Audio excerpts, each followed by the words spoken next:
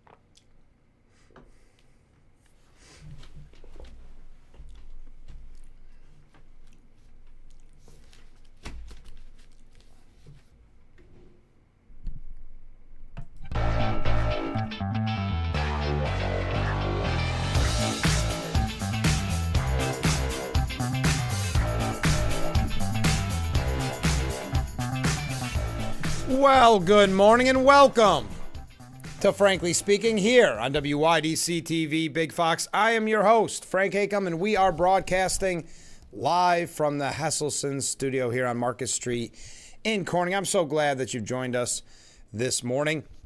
We have a lot to cover and talk about guests galore. Right at 7 o'clock, we're going to be playing our last of Irwin Week interviews. All week long, we've had interviews with candidates for the Republican primary for Steuben County Legislature in the district that encompasses Irwin. So today we'll wrap up those three guests. Wednesday we had Ronald Bakari. Yesterday we had Kristen Clemens Westervelt. And today we'll be talking with incumbent James Cool. So that's right at 7 o'clock. As soon as we are done with our interview with Mr. Cool, we'll be talking, well, it's Friday, right? Fridays with Assemblyman Phil Palmisano. So we are really looking forward to that. We've got a lot to cover before we get to those two interviews. So let's get right to it. Yesterday, Trump became a grandfather again. First daughter, Tiffany Trump, who is 31 years old, and her husband, Michael Belos, I believe is how you pronounce it, welcomed a baby boy on Thursday. This will be Donald Trump's 11th grandchild. Trump made it very clear that he can't wait to meet the new grandson. Trump joked to the crown prince of the UAE, "I should probably have left yesterday, but I didn't want to disappoint you. Your father would have been extremely upset." Referencing wanting to see his grandson. "I'm going to go home and see that little baby," Trump said hours before he set to board Air Force One. "She's doing great. The baby's great." So just starting the program off on a good note.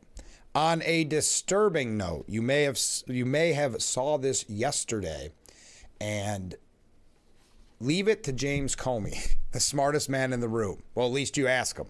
He'll tell you. The smartest man in the room. He is now being probed by the Secret Service. Yes, you remember the name? James Comey. Is it taking you a second? Ex-FBI chief. He made a threat, an alleged threat, to Donald Trump in a Instagram post that he has since deleted. Comey, who was fired by Trump early in his first term, posted an image of seashells. I practiced all morning long. Seashells arranged in the shape of the numerals 8647 or 8647. Now, as you know, the number 86 is commonly used as slang to getting rid of something or ejecting someone. It goes back to, I actually think I learned this on some tour I was on at one point. It referenced that if a bar had a capacity of 85, very often those capacities would go well past their limits. But if someone was having, we'll say, a little too much fun, being a little too obnoxious, they would be 86th. They were the 86th patron. But it is now commonly used as a term to get rid of someone. So the FBI, the former FBI chief turned crime novelist, thought he was very clever. Because again, we saw it in the hearings, always believed he was the smartest person in the room. His caption read, "Cool shell formation on my beach walk." Now, it is unknown whether or not he put that formation together, which would make it even more the pathetic. Well, the Trump administration and the president's eldest son, Donald Jr., interpreted Comey's post as a death threat against the commander-in-chief. White House Deputy Chief of Staff Taylor Budwitt wrote, "While President Trump is currently on an international trip to the Middle East, the former FBI director puts out what can clearly be interpreted as a, quote, hit on the sitting president of the United States, a message etched in the sand. This is deeply concerning to all of us and is being taken seriously. Don Jr. tweeted, just James Comey casually calling for my dad to be murdered. This is who the Dem media worships, demented." Department of Homeland Security Secretary Kristi Noem said disgraced former FBI Director James Comey just called for the assassination of President Trump.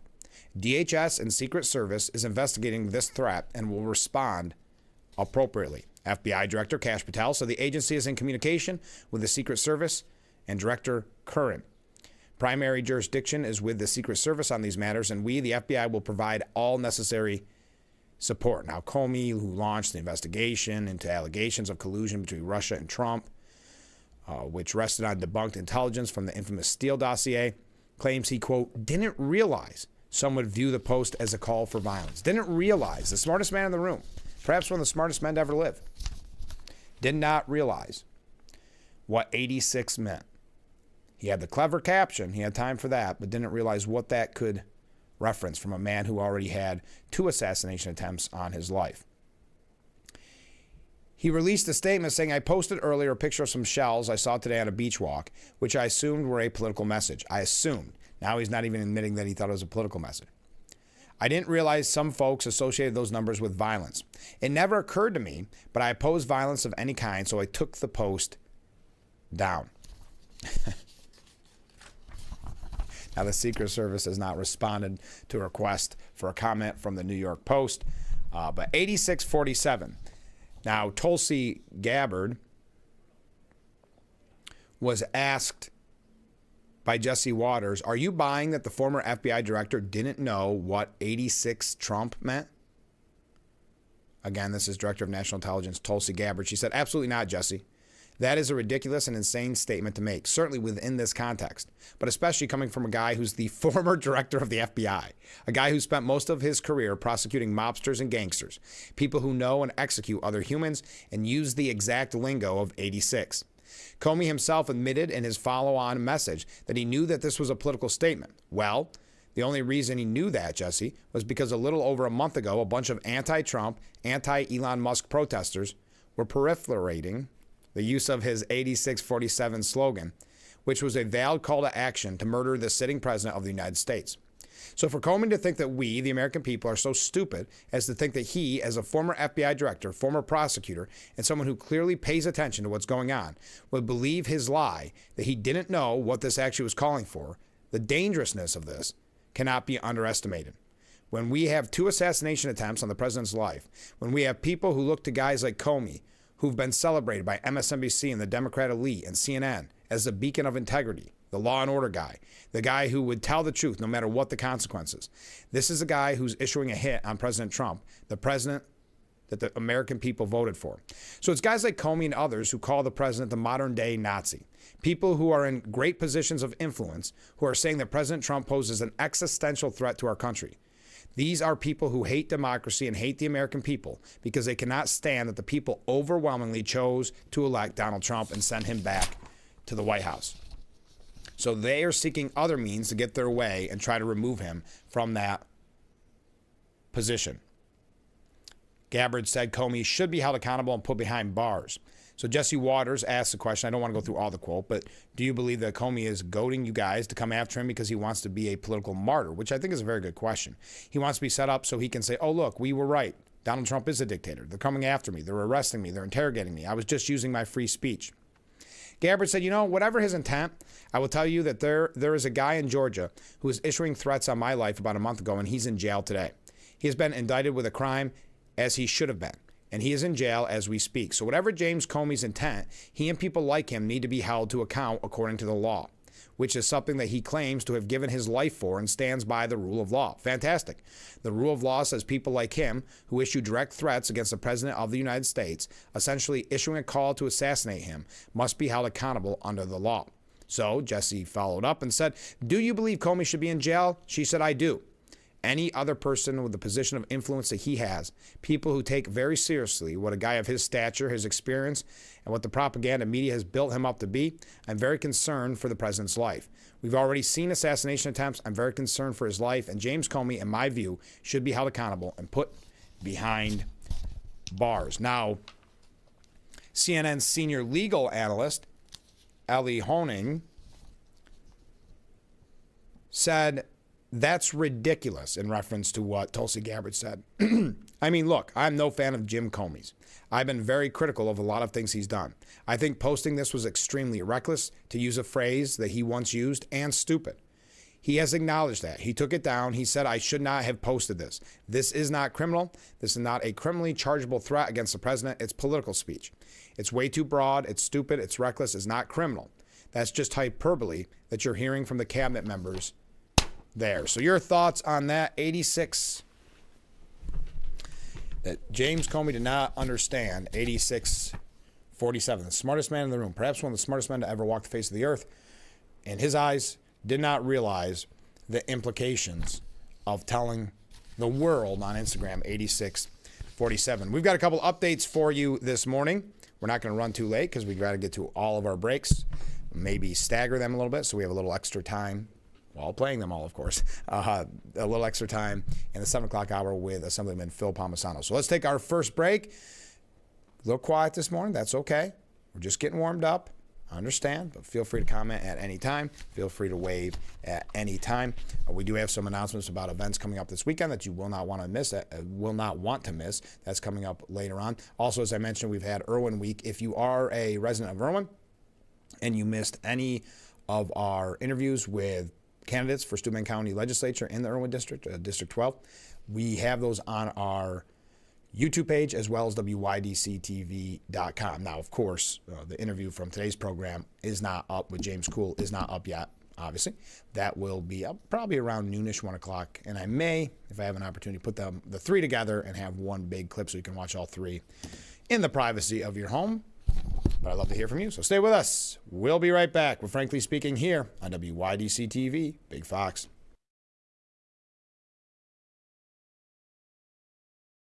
Attention, Elmeron may lead to vision loss. If you have suffered vision problems after taking Elmeron to treat bladder pain, call the Hearn Law Firm.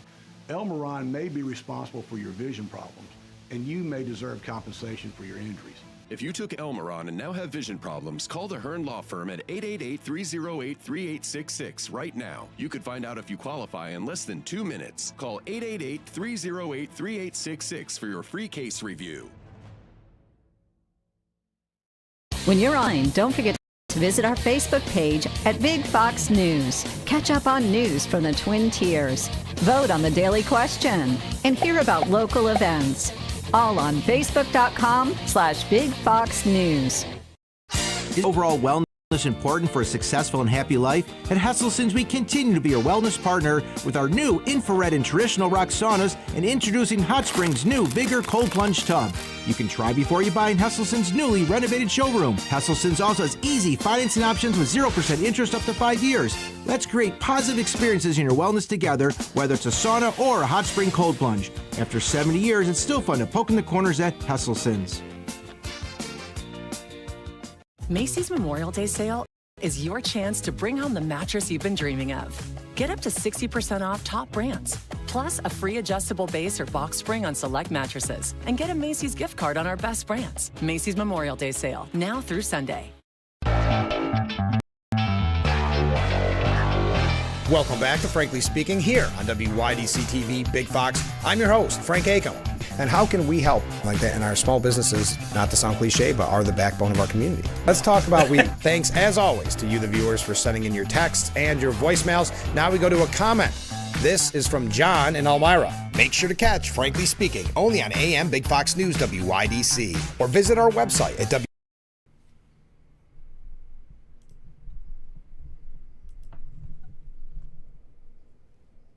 The Frankly Speaking roof cam brought to you by Boss Security. Look at that beautiful view this morning. I love the roof cam, and that's why we thank Boss Security in Horseheads. Contact them today for all their business and home security needs. We are back, broadcasting live from the Hesselson studio on Market Street in Corning. Comment from a viewer.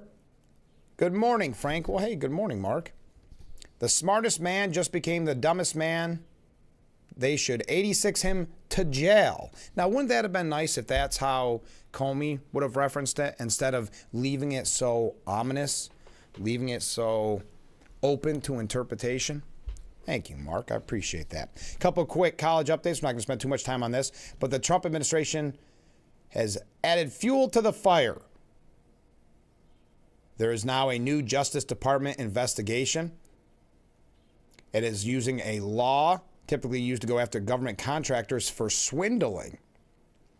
In a letter that was sent earlier this week, the Justice Department notified Harvard about an investigation into whether its admissions process had been used to defraud the government.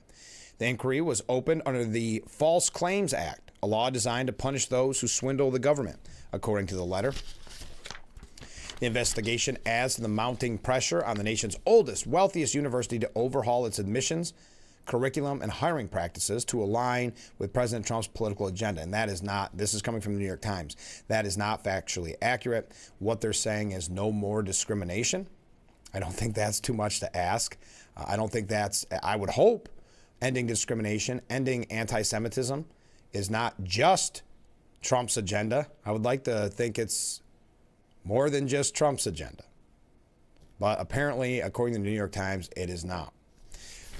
But Education Secretary Linda McMahon had a really good point. We brought to you this story yesterday, or maybe 2 days ago, that the president of Harvard showing that he stands strongly with the continued protests, pro-Hamas, anti-Semitic protests on college campuses. He wants to signal his support by taking a 25% pay cut for, I guess, solidarity. Well, Linda McMahon said, I'm not quite sure today with the president of Harvard, President Garber, taking a salary decrease is somehow a statement that they're changing their policies on anti-Semitism or racial discrimination. I don't think that does a whole lot to solve the problem. Great point. That, if anything, I think it signals the opposite, that he is actually standing strong in solidarity with the pro-Hamas anti-Semitic protesters. But continuing, she said, and if you just look at some of the stats, I mean, the Harvard Crimson even reported that in their own research over the last couple of years, 2 to 3% of the faculty are conservative. Think of that. That should happen. That number should be higher by accident. 2 to 3% of faculty at Harvard are conservative. Then you wonder why this radicalism is taking place on campus. Then you wonder why the faculty and staff are encouraging this anti-Semitism. Because, again, and I know I've quoted it a million times, but Van Jones, who worked in the Obama administration, said the Democrat Party is marbled with anti-Semitism. I think that puts it lightly, but it's still an important message of what he's saying. So if the faculty is 98, 97% liberal, far left, then it should be no surprise that this anti-Semitism has run amok on campuses. And that's their own Harvard Crimson's reporting. She said, and you just can't have that kind of discrepancy without having the theology or ideology be biased across campus. And again, that is why I've said numerous times that it's not just the kids. We've got to keep that in mind. It's also the quote-unquote grown-ups in the room. One other college update before we take another break. At NYU, listen to this. New York University is withholding the diploma of a graduation speaker who delivered an unapproved speech on Wednesday that referred to what he called the atrocities currently happening in Palestine. The move to discipline the student, Logan Rozos, is the latest flashpoint between free speech principles and discipline for pro-Palestinian advocacy on American college campuses. John Beckman, a spokesman for NYU, said in a statement that the university strongly denounces Mr. Rozos' decision to express his personal and one-sided political views. The student lied about the speech he was going to deliver and violated the commitment he made to comply with our rules. That means that Mr. Rozos would not officially be considered graduated until the matter is resolved. NYU is deeply sorry that the audience was subjected to these remarks and that this moment was stolen by someone who abused a privilege that was conferred upon him. No comment from Mr. Rozos, which is 24 years old, graduating. And that's not a knock. Isn't that just a little old? I don't know. That's not to knock this person. His roughly 2.5-minute speech included 4 sentences that referred to the bloodshed in Gaza. Video of the event showed that he appeared nervous as he began his remarks, saying he had been freaking out a lot about his speech, honestly. That is an NYU graduate's exact statement. Maybe you would call it his introduction. Quote, "The only thing that is appropriate to say in this time and to a group this large is a recognition of the atrocities currently happening in Palestine." And a huge cheer erupted because remember, in your social circles, you have to show that you care the most by being the most anti-Semitic, right? That you are the most pro-Hamas. So you can't be seen with your hands in your lap. That's for sure.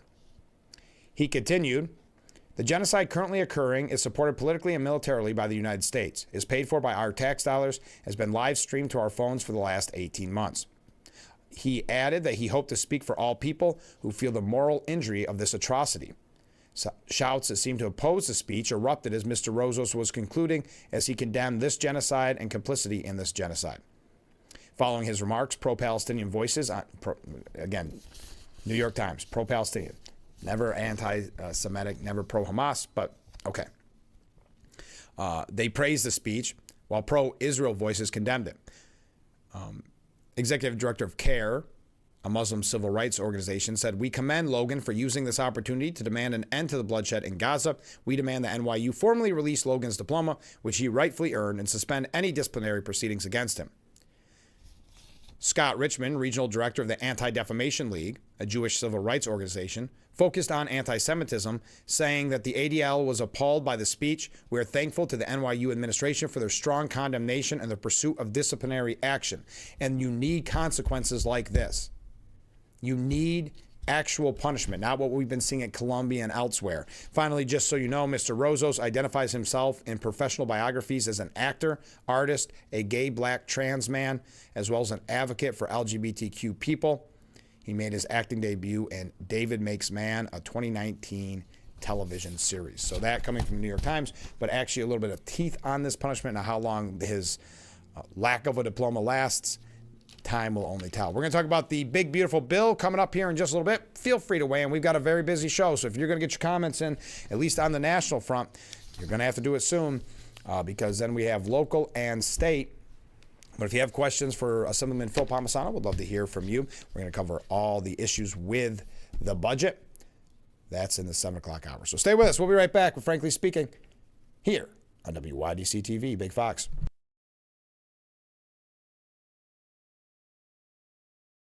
When it comes to fun, it's what we do. See the Spinners live. Get tickets now for $20 at Ticketmaster.com and the gift shop. All sales benefit the Southern Tier Veterans Support Group. Tioga Downs Casino Resort. Fun is what we do. We lost our son, Brett, to a glioblastoma. This was our last chance to show our community who he really was. Carpenters, Phillips, and Flint, they were so willing to create that ceremony however we wanted to do it. They could not have been more gracious. You should consider them highly. You'll feel good about your thoughts and your decisions. Visit carpentersphillipsflint.com to learn more about our family-owned funeral homes. Hey, this is John with John's Street Service. We are locally owned and insured and rated A+ with the Better Business Bureau. John's Tree Service, your source for all your tree needs, where customer satisfaction is our guarantee. Give us a call today at 607-377-6513. Don't miss this MLB season's New York Mets games. Big Fox and Coastal Television bring you 23 New York Mets games for free on WJKP. No extra subscriptions needed. Watch live over the air. Brought to you by Big Fox. From laminate and vinyl to tile and wood, Floor & Decor has more options for pros, homeowners, and anyone looking for the right look at the right price. Your next beautiful space is at Floor & Decor. Catch Twin Tiers local news and weather by visiting WYDCTV.com. We've got daily and weekly weather forecast, question of the day, things to do, and more.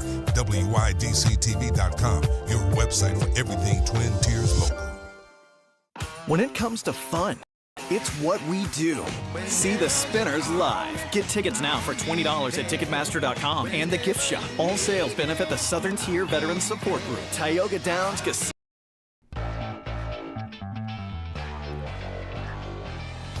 As always, we thank Boss Security in Horseheads for our view of historic Market Street.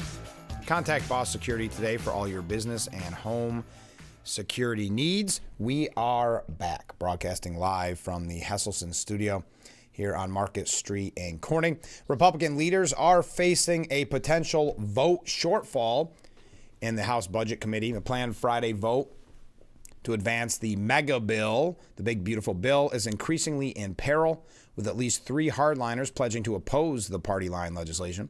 Representative Ralph Norman, who sits on the Budget Committee, told reporters he will vote against the package of tax cuts and extensions, border security investments, and energy policy, and more. So will Representatives Josh Breachin of Oklahoma and, of course, Chip Roy of Texas. They were in a briefing with the Congressional Budget Office chief earlier Thursday, where hardliners were upset to learn that the CBO wouldn't have cost estimates for the Energy and Commerce Committee's portion of the bill ready until early next week. That leaves huge questions for already skeptical hardliners over how much in savings is actually contained in the proposed Medicaid overhaul. Asked if the vote would proceed as planned Friday, House Budget Chair Jody Arrington from Texas said, "We'll see." It remains unclear what that will mean for the Budget Committee's ability to proceed with its scheduled Friday morning markup. That is, that conservatives are also deeply concerned that changes in state program funding in Medicaid will actually incentivize non-expansion states to broaden their Medicaid program. CBO appeared to acknowledge that possibility and will likely add that into their modeling. Okay. Now, Speaker Johnson had a Memorial Day deadline. I know many people at least on the Republican side of things, are outraged as you see Donald Trump accomplishing so much in his first 100 days and now a little over, of course, 100 days.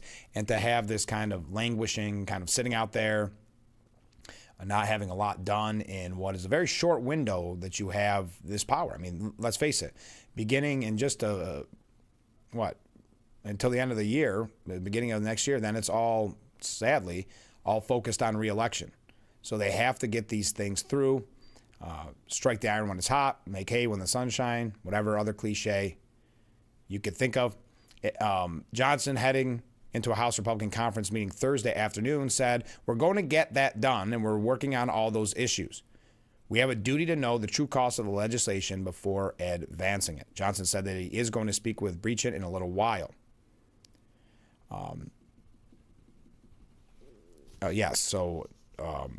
Norman, anyway, that's enough on that. Now, Rand Paul said yesterday on Fox and Friends that I think a lot of Democrats are going to be forced to vote for the bill, meaning the big, beautiful bill, because, you add this new element that if this bill passes, we're going to get a 50 to 90% reduction in prescription drug and pharmaceuticals. When you add that in, how does a Democrat not vote? I don't think they can win an election if they don't vote for it. This is what Trump said. I'm sorry, did I say what Rand Paul? This is what Trump said in his statement. Rand Paul, sorry, I got you confused there. Rand Paul responds to it. I don't think they can win an election if they don't vote for it. But even if you don't include it, I think the Republicans are very unified and something would happen where they would get this vote. So Rand Paul was asked, what do you need to see in this bill to be on board? He said the problem is is it's asking conservatives like myself to raise the debt ceiling $5 trillion. That's historic. No one's ever raised the debt raise that debt so much. It will be a record for Congress to raise the debt $5 trillion. But also it indicates that this year the deficit will be over $2 trillion. But it means they're anticipating close to $3 trillion for the next year. It's really a slap in the face for all of those of us who are excited about Elon Musk and Doge and all the cuts. Where are the cuts? If the cuts are real, why are we going to borrow $5 trillion? So what I proposed was this. I put forward a proposal and we voted on it to raise the debt ceiling for 3 months. So that's where we stand. Now, Democrats are having a tough message on the Medicaid section of this, because how do you sell to your constituents that you want them as taxpayers to pay for Medicaid costs for 1.4 million illegal aliens? Now, the problem is, will Republicans be able to capitalize on this? Very often, Republicans aren't the best historically in getting the message out, and Democrats are very good, and you've seen it with your own eyes here locally with the protests that Republicans are going to cut Medicare, Medicaid, Social Security. They're always, it's a knee-jerk. It's almost, I have a feeling many of them say it in their sleep about any bill, any budget. It's just factually not true. Yes, people are being taken off the rolls that are able-bodied when it comes to Medicaid, or being asked to work a very light schedule. The House Energy and Commerce Committee completed its markup. We know that. The committee projects 1.4 million illegal aliens will be removed from the program due to the new requirements where you have to verify citizenship, nationality, or satisfactory immigration status from coverage. Yet every Democrat on the committee opposed the bill, with even Democrats not on the committee blasting the proposal to block illegal aliens from the program. House Democrat leader Hakeem Jeffries ignored a question from Wolf Blitzer about the cost savings from striking illegal aliens from the taxpayer dole, and if fighting it would open up Democrats to attack that they support tax dollars going to illegal aliens. He said that is actually another lie in terms of what Republicans are trying to do. So Wolf Blitzer is lying now. It's just like defending Abrego Garcia, the alleged MS-13 gang member, wife abuser, human trafficker, and who is in his own country, was here illegally. They're defending him, putting him up on some mantle, praising him. Just like I've said numerous times in the past, I think it's difficult for places like Harvard, though they're doing this. Remember, they're all doing this. But places like Harvard defending anti-Semitic protests, and now you're going to be in a situation where Democrats are going to have to defend using your tax dollars to pay for illegal aliens having their Medicaid benefits. So there is a little quick update on the big, beautiful bill. I know we're moving quickly this morning, but we have so many guests that we want to keep things flowing. Let's take a short break. We will be back with Frankly Speaking here on WYDC TV. Big Fox, please stay with us.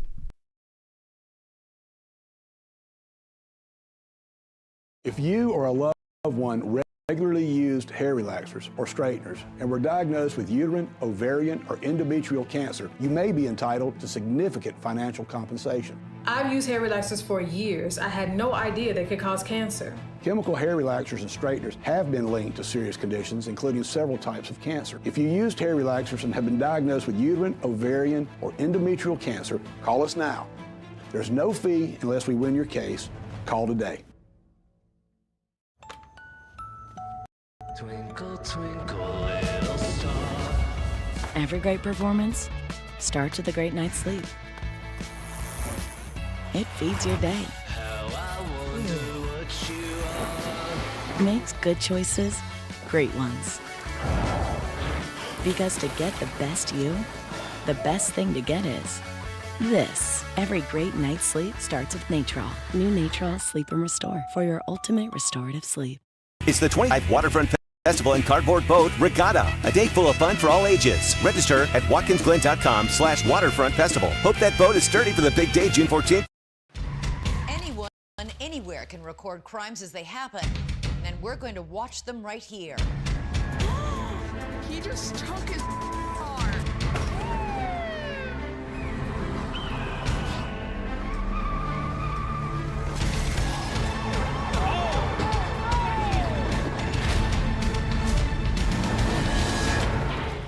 cameras everywhere. You can run, but you can't hide.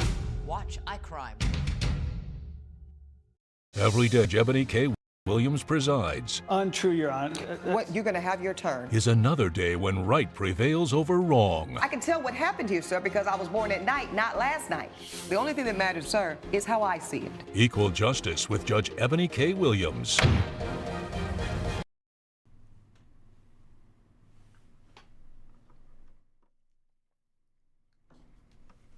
The Frankly Speaking Roof Cam.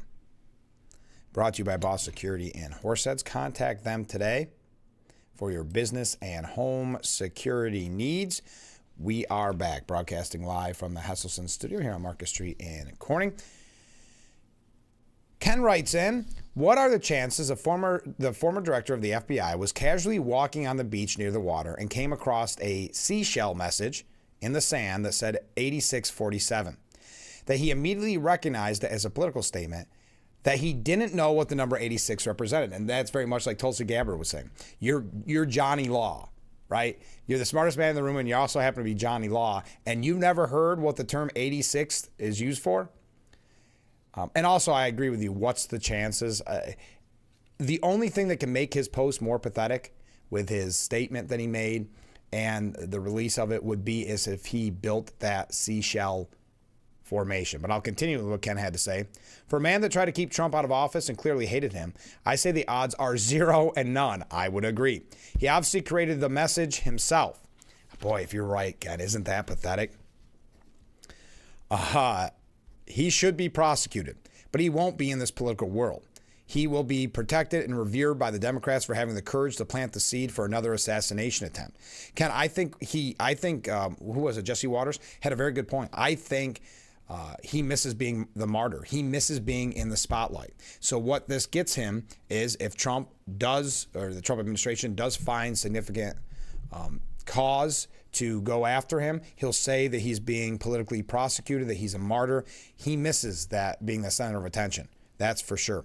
One thing I forgot to ask, because I know we have some fans out there and I haven't done my research. Who's everybody liking for the Preakness?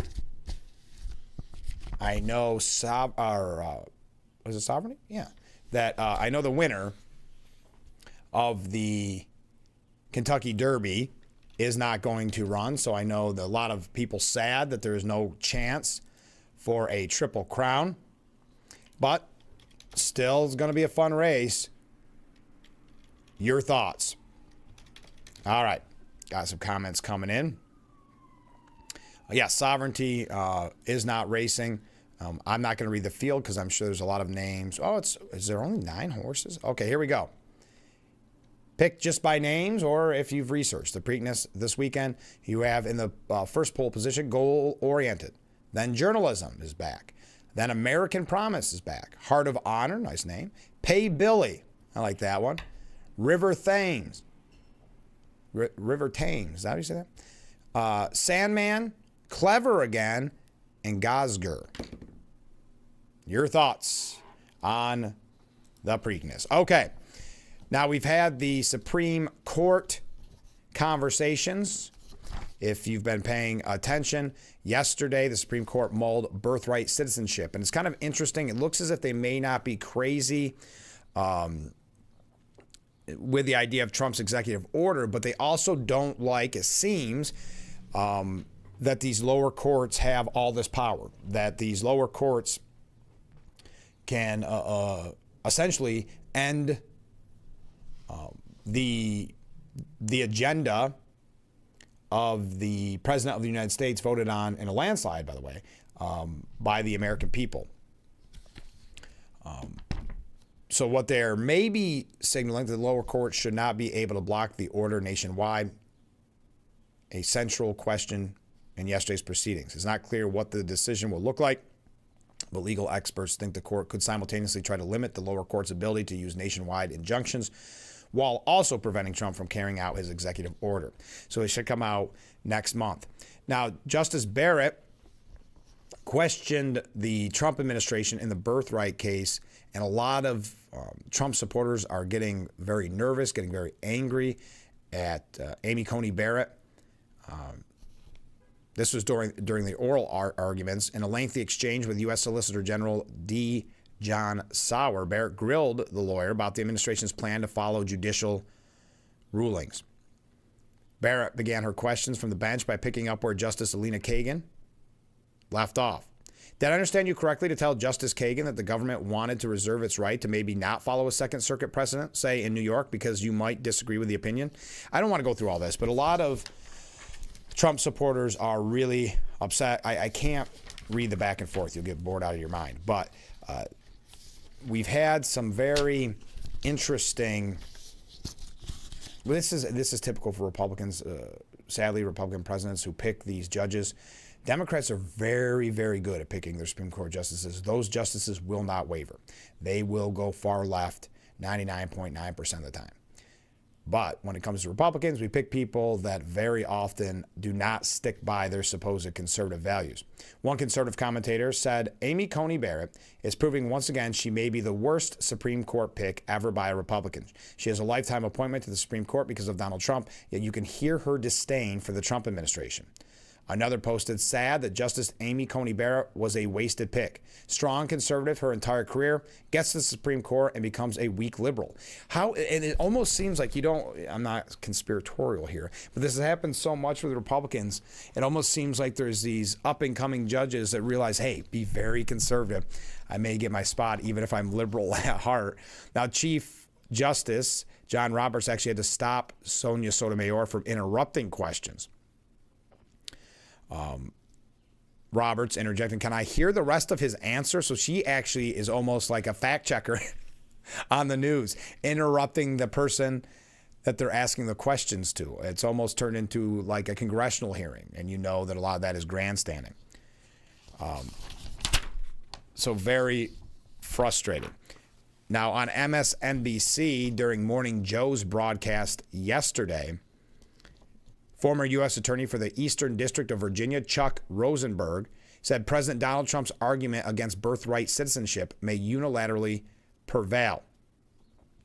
He said 1898, when the Supreme Court decided a case, United States versus Wong Kim Ark, and in that, this gentleman was a child of a permanent resident, people of Chinese descent.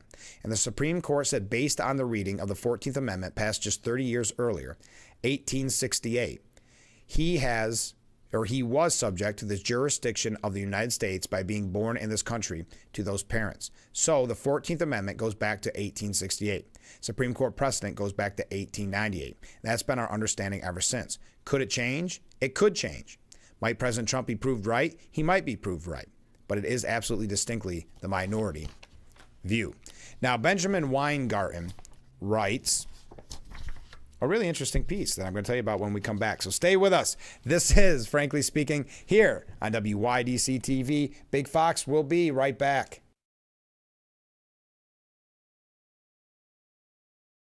Some people who need Social Security disability benefits go to their hearing alone and get turned down. Not every lawyer will appeal a denial after your hearing. I will. I'm Peter Gorton of Lockman & Gorton. I help people win benefits by appealing their denials, including in federal court. But your time to appeal is limited, so call my office now. Lockman & Gordon, 1-800-698-0567. Just this MLB season's New York Mets games. Big Fox and Coastal Television bring you 23 New York Mets games for free on WJKP. No extra subscriptions needed. Watch live over the air. Brought to you by Big Fox.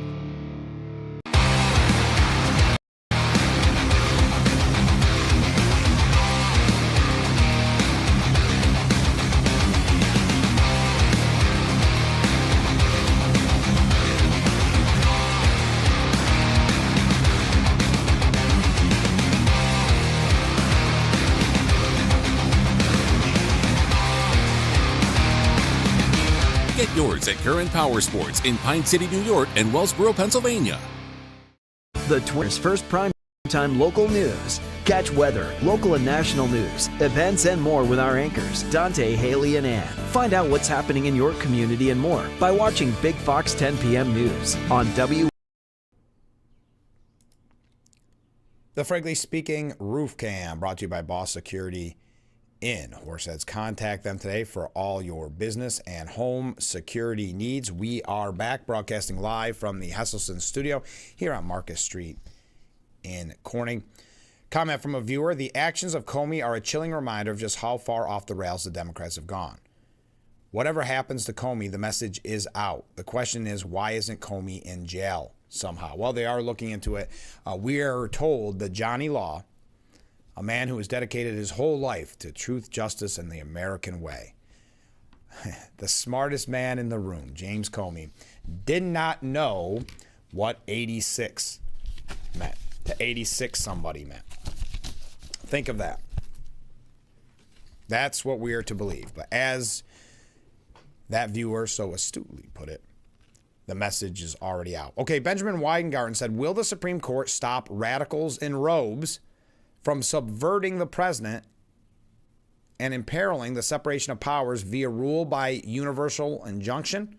Or will it continue allowing any one of 680 district court judges to nullify the votes of tens of millions of Americans by hamstringing the commander-in-chief with rulings infringing upon his power to pursue policy and pick personnel? A little wordy, but basically what they're saying, can these 680 district court judges end the agenda of a president? Is that the precedent that will be set? These questions loom over the Supreme Court. They did yesterday, and they will continue to, as justices heard oral arguments in cases challenging the president's executive order curtailing birthright citizenship. Those arguments suggest we could be looking at a 5-4 decision hinging on Chief Justice Roberts, which is never a good place to be, one that could make or break Trump's presidency and our Republican order. The resistance has made universal injunctions its lawfare weapon of choice to combat Trump, too.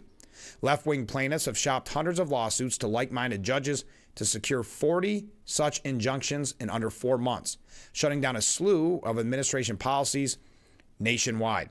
That's nearly triple the number of injunctions the Biden administration faced in its first 3 years. This comes on the heels of the Trump 1 administration, during which the president became the most enjoined man in U.S. history. During his first term, courts hit Trump with more than a half of all universal injunctions, 64 of them, entered between 1963 and 2023. In notable instances, the Supreme Court ultimately overturned these rulings.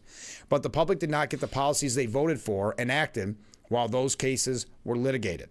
All of this is a departure from legal and historical traditions. As some scholars note, judges strictly adhered to ruling on cases and controversies for the parties before it up until the 1960s, and the practice of issuing universal injunctions only exploded in the last few decades. Now, we'll continue here. I don't want to go through all this, but how will the court come down?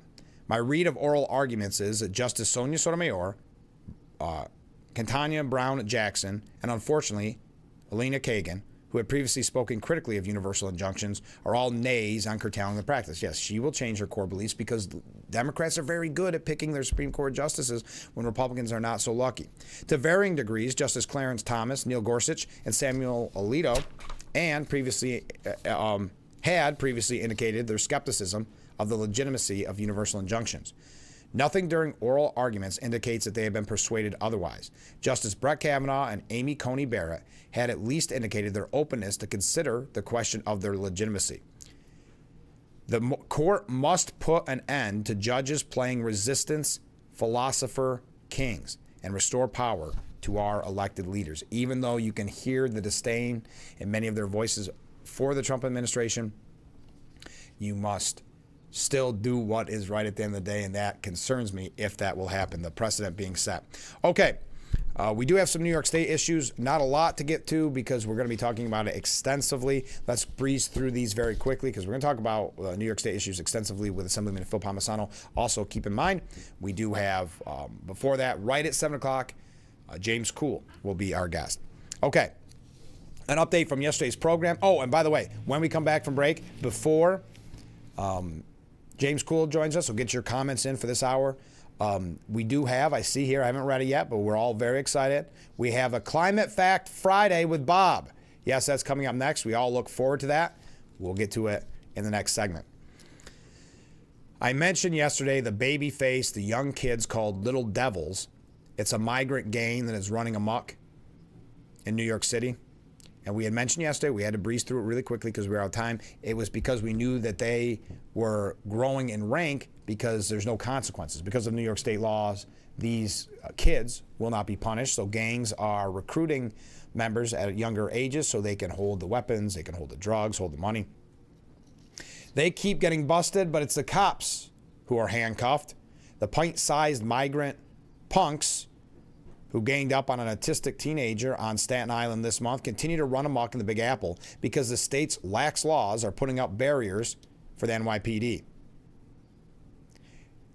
It's an underage offshoot of the Venezuelan gang TDA, Tren de Aragua. They have racked up dozens of felony busts over the past 3 years, but continue to roam the streets because they're too young to be locked up under the law. The NYPD Chief of Detectives, Joseph Kenny, said, we're not talking petty larceny, and he's not stealing a stick of gum. We're talking robberies. We're talking felonies. We're talking stabbings, and there's really no recourse. There's no consequences. One teen terror has been so mischievous that he's been dubbed the poster boy for the gang, whose name translates to Devils of 42nd Street.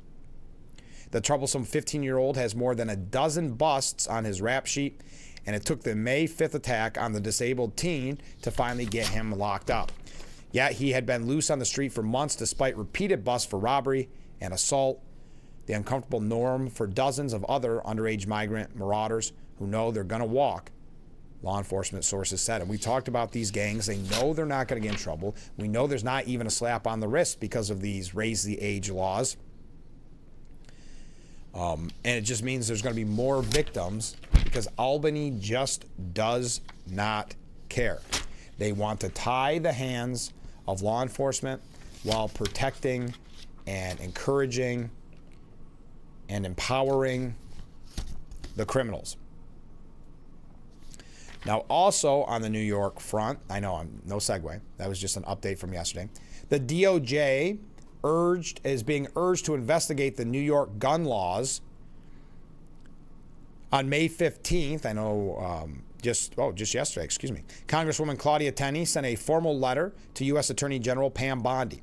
She requested that the DOJ investigate whether New York State's firearms law violate constitutional protections. Congresswoman Elise Stefanik also signed on to the letter.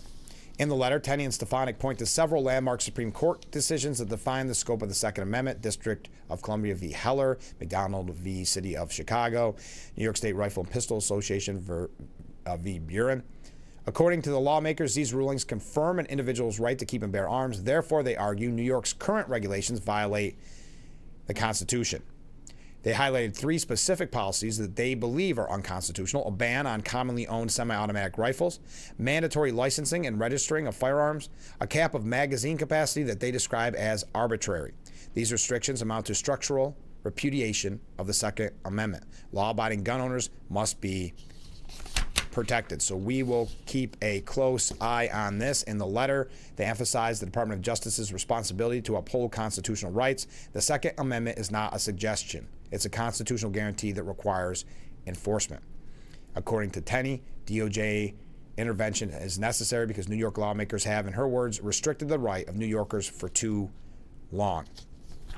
And finally, on New York, before we take a break and then come back with Climate Fact Friday with Bob, New York politicians want Cuomo cut off from taxpayer funds in his mayoral campaign because he is not following the rules. We know he was fined for trying to wink, wink, nudge, nudge, get the information to his super PAC, which is not allowed by law. You're not allowed to talk with your super PAC, with a super PAC supporting you, and how they should spend their money. But he did in a backdoor channel on his website. He is breaking the rules at every turn. There needs to be accountability. So they are, even people in his own party, saying he does not deserve that matching campaign funds from you and I, the taxpayer. There you go. We went through that quickly on New York. We've got a few other things to get to in this hour, but we're going to read your comments. Keep them coming in. Keep those waves coming in. We have a lot of guests. I'd love to hear what your thoughts are on the Preakness. All that and much more. Stay with us. We'll be right back with Frankly Speaking here on WYDC TV, Big Fox.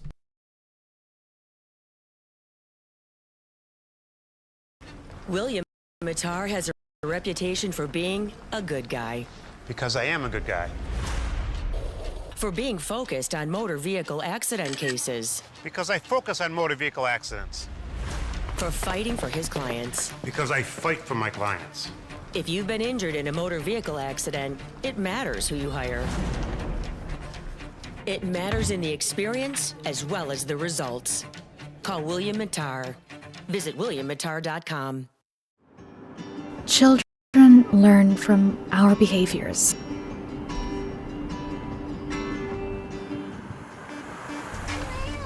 They learn what is okay from the adults they see.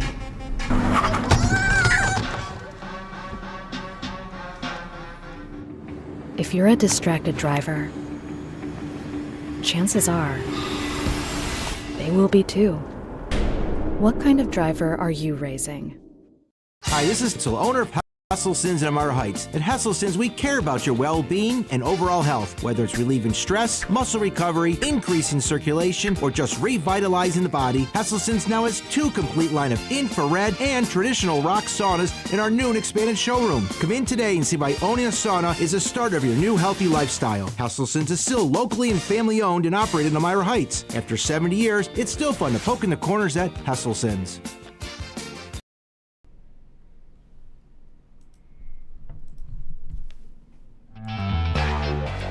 The Frankly Speaking Roof Cam, brought to you by Boss Security and Horseheads. Contact them today for all your business and home security needs. We are wrapping up hour number 1 at the end of this hour. Well, I should say at the beginning of the next hour, we are going to hear, from James Cool. We are broadcasting live from the Hesselson studio. Okay, here we go. Climate Fact Friday with Bob. Good morning. Well, good morning, Bob. We look forward to this each week. Here we go again. The government is spinning the narrative on weather modification. This time, the subject is cloud seeding. Cloud seeding is when silver iodide is spread up into clouds so water vapors will cling to the crystals and form either snow or rain. This type of weather manipulation has been going on for years. They even did this in Vietnam to flood the Ho Chi Minh Trail to slow down the supply lines of the North Vietnamese army. Yes, Operation Popeye did the job. I would also be remiss, Bob, if I didn't mention one of my favorite quotes from the documentary regarding the Woodstock Festival in 1969, where you have one of the hippies say, "They seeded the clouds, man." CIA planes came over and seeded the clouds. That's because, of course, a rainy mess that was at Woodstock. So I got to throw in that little bit of history as well. But ABC News, going back to what Bob had to say, ABC News reported that cloud seeding is all good. Nothing to see here. Well, guess what? They are wrong. They're making it rain in one place and making it dry in others that may need moisture. They say it is all safe and has only a regional effect. They also say they are not changing natural weather patterns. The sheer fact that they are controlling moisture distribution, to me, is changing the weather patterns. There has been no long-term studies of silver iodide's effect on people, plants, or the environment. This would be a good study for the EPA and Lee Zeldin. Have a great weekend, everyone. Stay safe. Well, you have a great weekend too, Bob. Thanks for writing in. We always look forward to it. As you know, it has become a fan favorite. They're seeding the clouds, man. All right. Boy, there's a really good piece. I probably won't be able to mention it because I think we're going to be jam-packed from here on out with guests. But David Harsani at the New York Post writes, Democrats are delusional to blame Biden for their election mess. But that's what they're trying to do, try to make him the scapegoat. The president is the most powerful man in the world, and the Senate leader was worried about optics. So indeed was the rest of the party, which is merely to say the Democrats will say hurt themselves. All right. President Trump had a good day at the UAE. I know, we're out of time. I will read your comments, though, of course. And if you have any questions for Phil Palmisano, so this is what our next, and still, please make your predictions on the Preakness. But quickly, coming up at the top of the hour, we're going to hear from the last of our guests for Irwin Week, James Cool, running. He is actually the incumbent, but running in that primary for Steuben County Legislature. That's coming up at the top of the hour. And then right after him, we'll be talking with, of course, Fridays with Phil, something with Phil Palmisano. So stay with us. Hour number 1 in the books. Hour number 2, mere moments away. James Cool coming up next. Stay with us. Just checking out which one I have to hit. We'll be right back.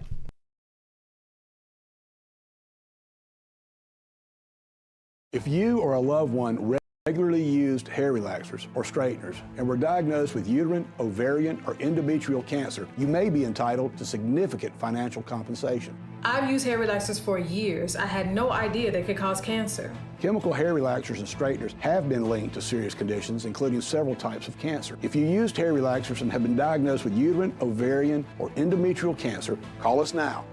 There's no fee unless we win your case. Call today.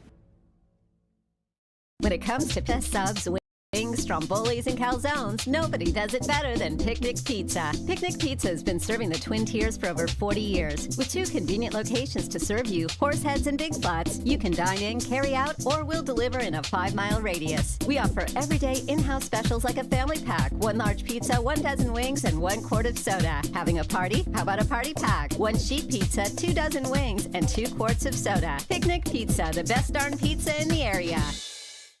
Harder makes it hard to keep your home looking like the work of art you've always envisioned it would be. Culligan softeners reduce hard water buildup and your cleaning time, transforming every drop, every splash, every rinse into the fine art of a long-lasting clean. With a Culligan water softener, revel in the breathtaking beauty of your home, just the way you've always pictured it. Culligan, water you love. When you're online, don't forget to visit our Facebook page at Big Fox News. Catch up on news from the Twin Tiers. Vote on the daily question and hear about local events. All on Facebook.com/Big Fox News. Macy's Memorial Day sale is your chance to bring home the mattress you've been dreaming of. Get up to 60% off top brands, plus a free adjustable base or box spring on select mattresses, and get a Macy's gift card on our best brands. Macy's.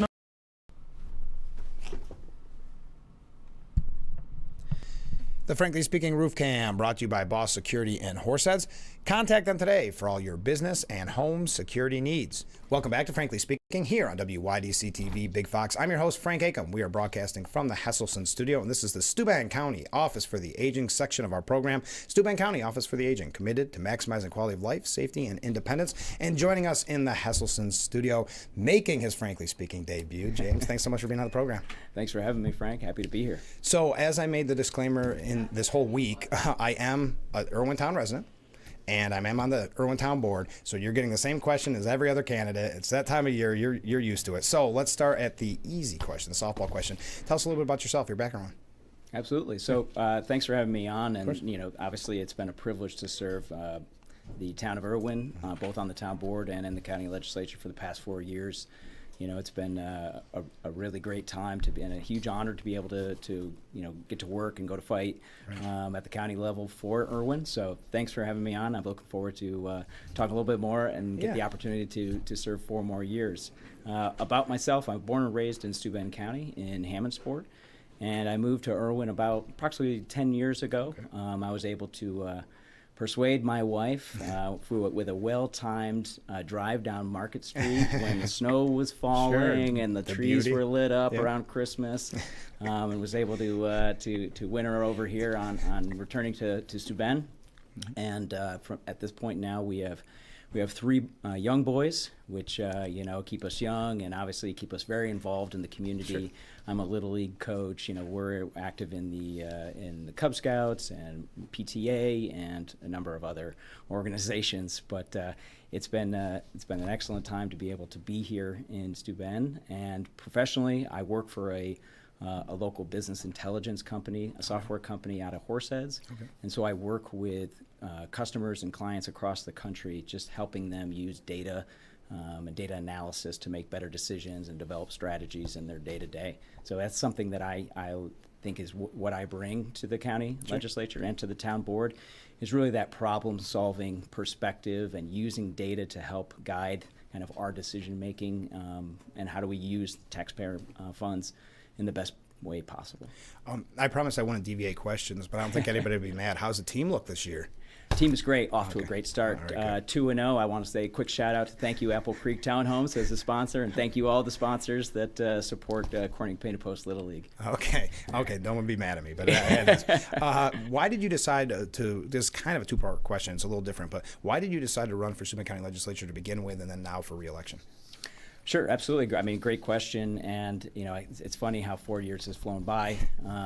When I moved back, it was one of those things where I was raised to believe that you raise your hand, and so when we moved into Irwin, I volunteered immediately to serve on the planning board at the town, and so I spent 3.5 years there, and then the opportunity opened up to serve on the town board and at the county level. And based on what I was learning and all the people that I talked to, it seemed like a really good opportunity to be able to continue to serve and have that voice for Irwin as I learned about all the various challenges that are going on and that we face, not only here for Irwin and Painted Post, but for the county. And that's a great question, great segue. What issues will you be dealing with if you win re-election at the county level? So there's a host of issues, obviously, that come up. We are in an uncertain time, and at the county level, we do rely heavily on both state funds and federal funds. So we have to look at what's happening at the federal level and at the state level, both at budgetary in the budgetary process, because we are very conservative at the county level in terms of how we budget. We want to make sure that our taxes are as low as possible. That is a huge priority of mine, because we want to be able to keep the tax dollars being cost effective, give us the biggest bang of the buck. But to do that, we need to also make sure that we're getting our fair share from the state and from the federal government. And so the issues that I'm seeing is that what we need to pay attention to are going to be around service providing around, say, mental health, child welfare, substance abuse, looking at how we're working with law enforcement and veterans. So these are the types of things that I think we need to keep looking at and keep paying attention to as to what's going to be passed down to us, because we could be in for some challenging weather here, budget-wise. Yes. So what would you say are, you could either look at it either way, your goals or maybe your campaign platform? I guess they're one and the same. What would you say your goals or platform is? So my platform and the goals that I have and what I think we accomplished as personally and as the legislature over the past few years is really around the investments that we've been able to make. And the services what we've been able to provide.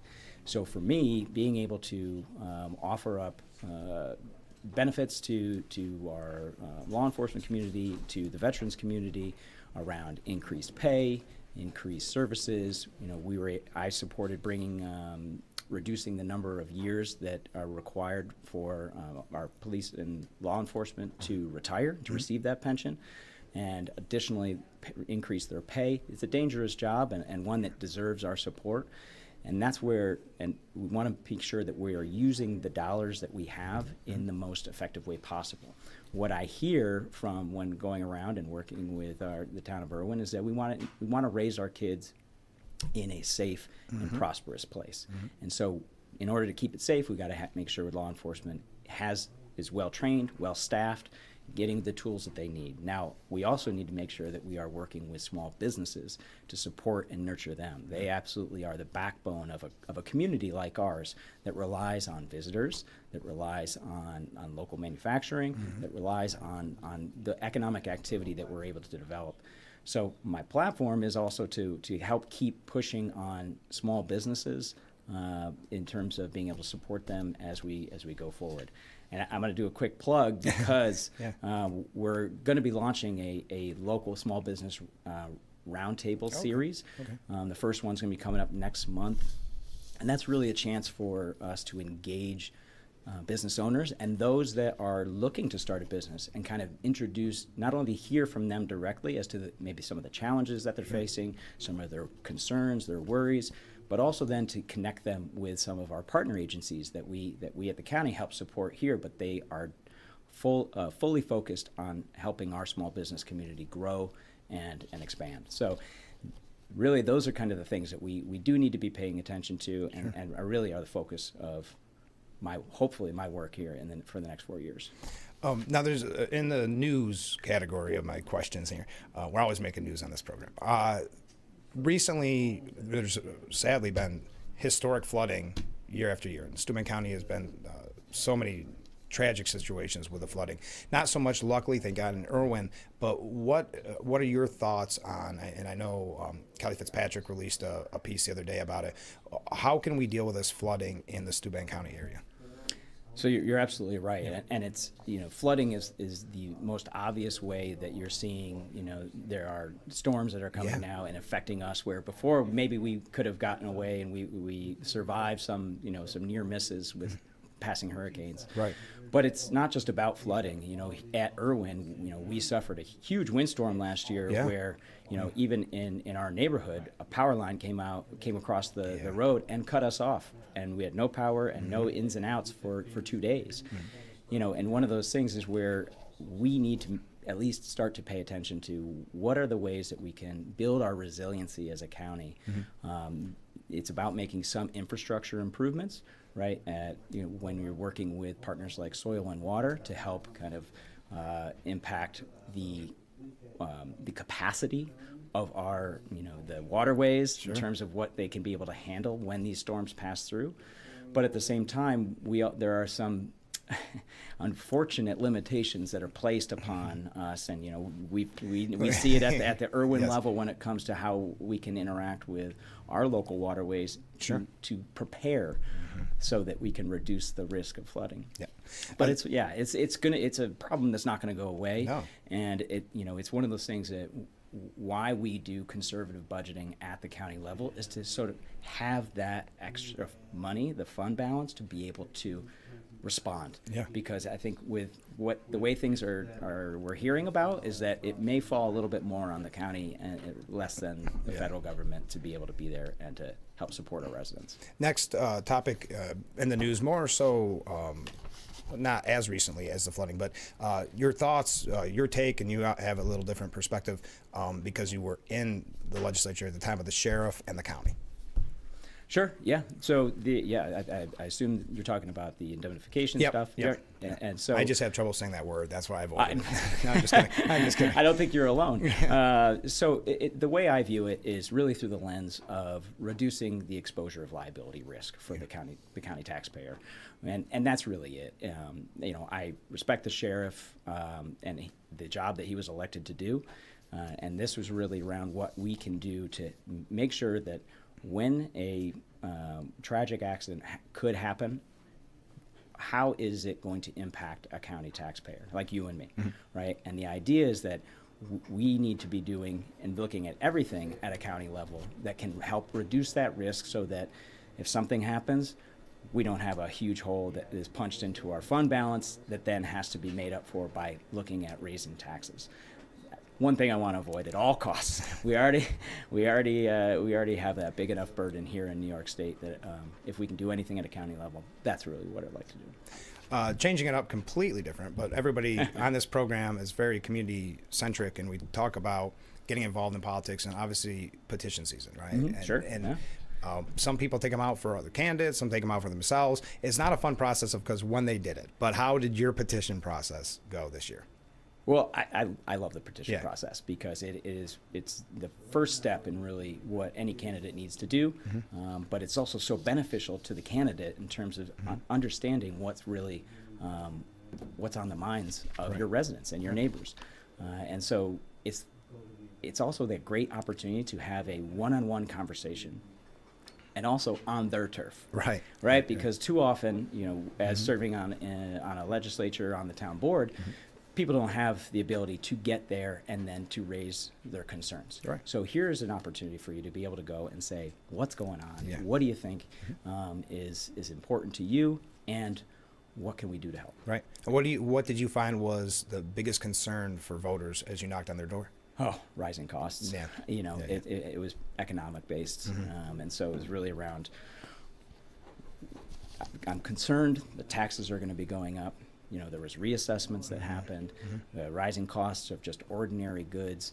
We have a lot of people in Irwin and in Painted Post that live on a fixed income. Of course. And so now to be able to have to stretch their budgets even further, it really starts to change their calculus on, is this the right place for them? And that shouldn't ever enter into some minds of our residents, which is, this is the place. If you want to call Painted Post or Irwin home, we should be doing everything we can to allow that. So there's kind of a short time frame when it comes to a primary election, and then if you win the primary, you've got all the way to November. You've got all that time, but now this is quick. It really is. It's a quick turnaround. You just turned in your petitions, it seems like. So what does your campaign look like before you head to Election Day? So I like to get it back out there, and I'm not wasting any time. Yeah.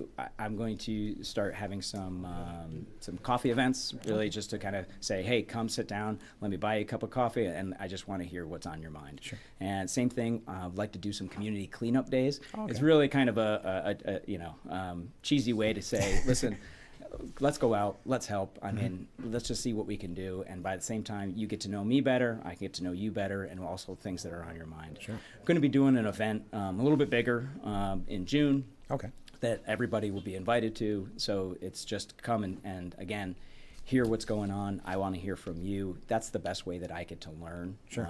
And anything else that comes up, I can be reached on my Facebook page, James Cool for Irwin, or I have a website, jamescoolforirwin.com as well.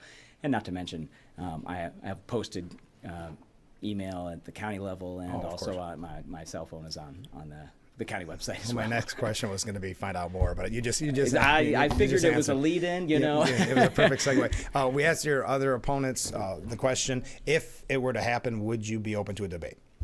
I'm always open to talk about what's important to our neighbors and our community. Great. And that's really what this is all about. So it's the primary process.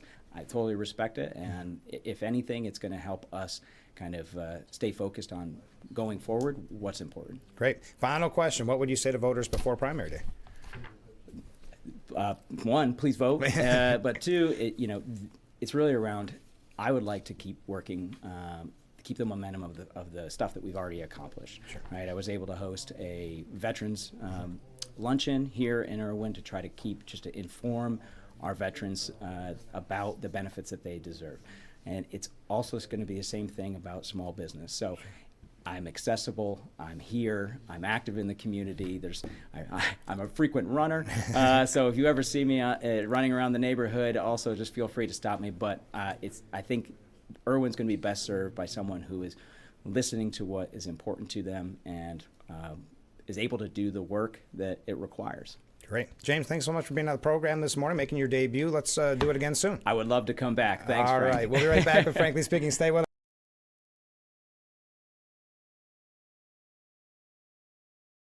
Ever feel like a spectator in your own life with chronic migraine? 15 or more headache days a month, each lasting 4 hours or more. Botox prevents headaches in adults with chronic migraine. In a survey, 91% of users wish they'd started sooner. So why wait? Talk to your doctor. Botox effects may spread hours to weeks after injection, causing serious symptoms. Alert your doctor right away, as trouble swallowing, speaking, breathing, eye problems, or muscle weakness can be signs of a life-threatening condition. Those with these conditions before injection are at highest risk. Side effects may include allergic reactions like rash, breathing problems, dizziness, neck and injection site pain, and headache. Don't receive Botox if there's a skin infection. Tell your doctor your medical history, muscle or nerve conditions like ALS, myasthenia gravis or Lambert-Eaton syndrome, and medicines like botulinum toxins, which may increase the risk of serious side effects. Chronic migraine may still keep you from being there. Ask your doctor about Botox today. Learn how AbbVie can help you save. From laminate and vinyl to tile and wood, Floor & Decor has more options for pros, homeowners, and anyone looking for the right look at the right price. Your next beautiful space is at Floor & Decor. When you're online, don't forget to visit our Facebook page at Big Fox News. Catch up on news from the Twin Tiers. Vote on the daily question and hear about local events. All on Facebook.com/Big Fox News. Twinkle, twinkle, little star. Every great performance starts with a great night's sleep. It feeds your day. How I wonder what you are. Makes good choices great ones. Because to get the best you, the best thing to get is This, every great night's sleep starts with Natrol. New Natrol Sleep and Restore.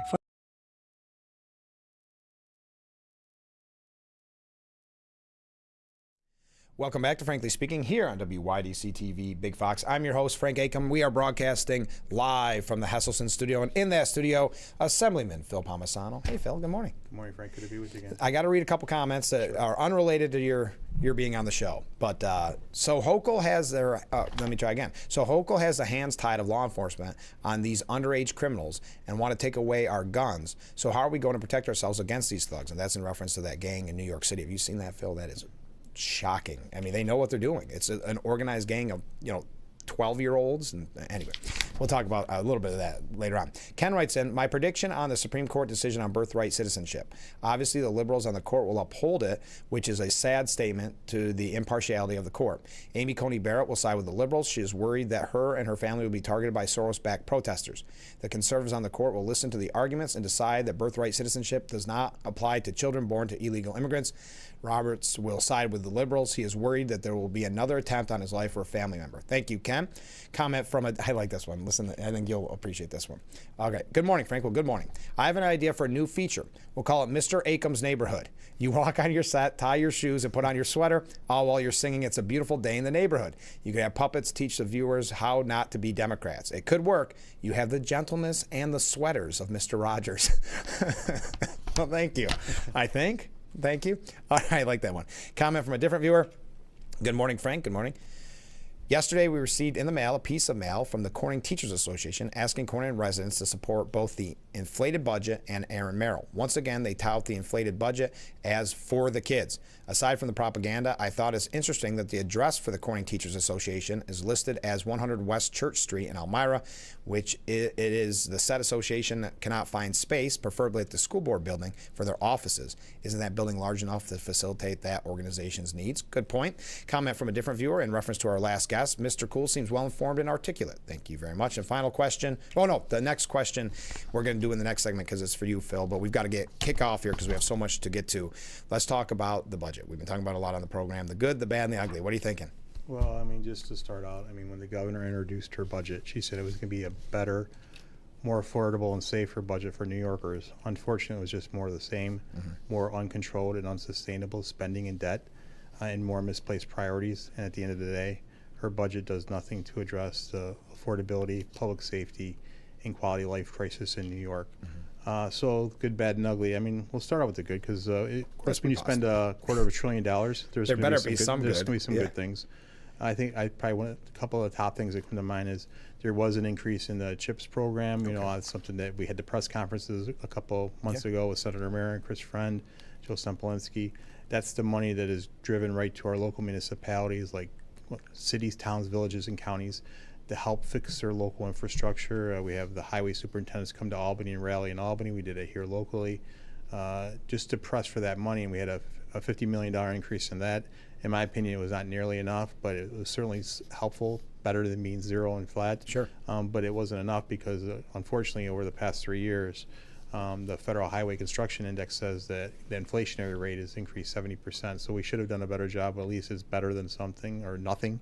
So that was a positive sign. The other thing that I think is positive for our businesses, obviously we remember the COVID closures and shutdowns and lockdowns, and the number of people that were unemployed. When that happened, the state borrowed a lot of money from the federal government, maybe billions, maybe over $10+ billion from the federal government, and that had to be paid back. And most states used some of the federal funds that came in for relief to pay down that unemployment debt. New York and one other state did not do that. We've been pressing for that for years, the last few years. So this budget, and I will say, Speaker Carl Hastie put in his one-house budget. He pushed for this. I'll give him credit. Said we need to pay down that debt, and in the budget they did agree to pay off that unemployment debt, which will bring some relief to our small businesses and all our businesses.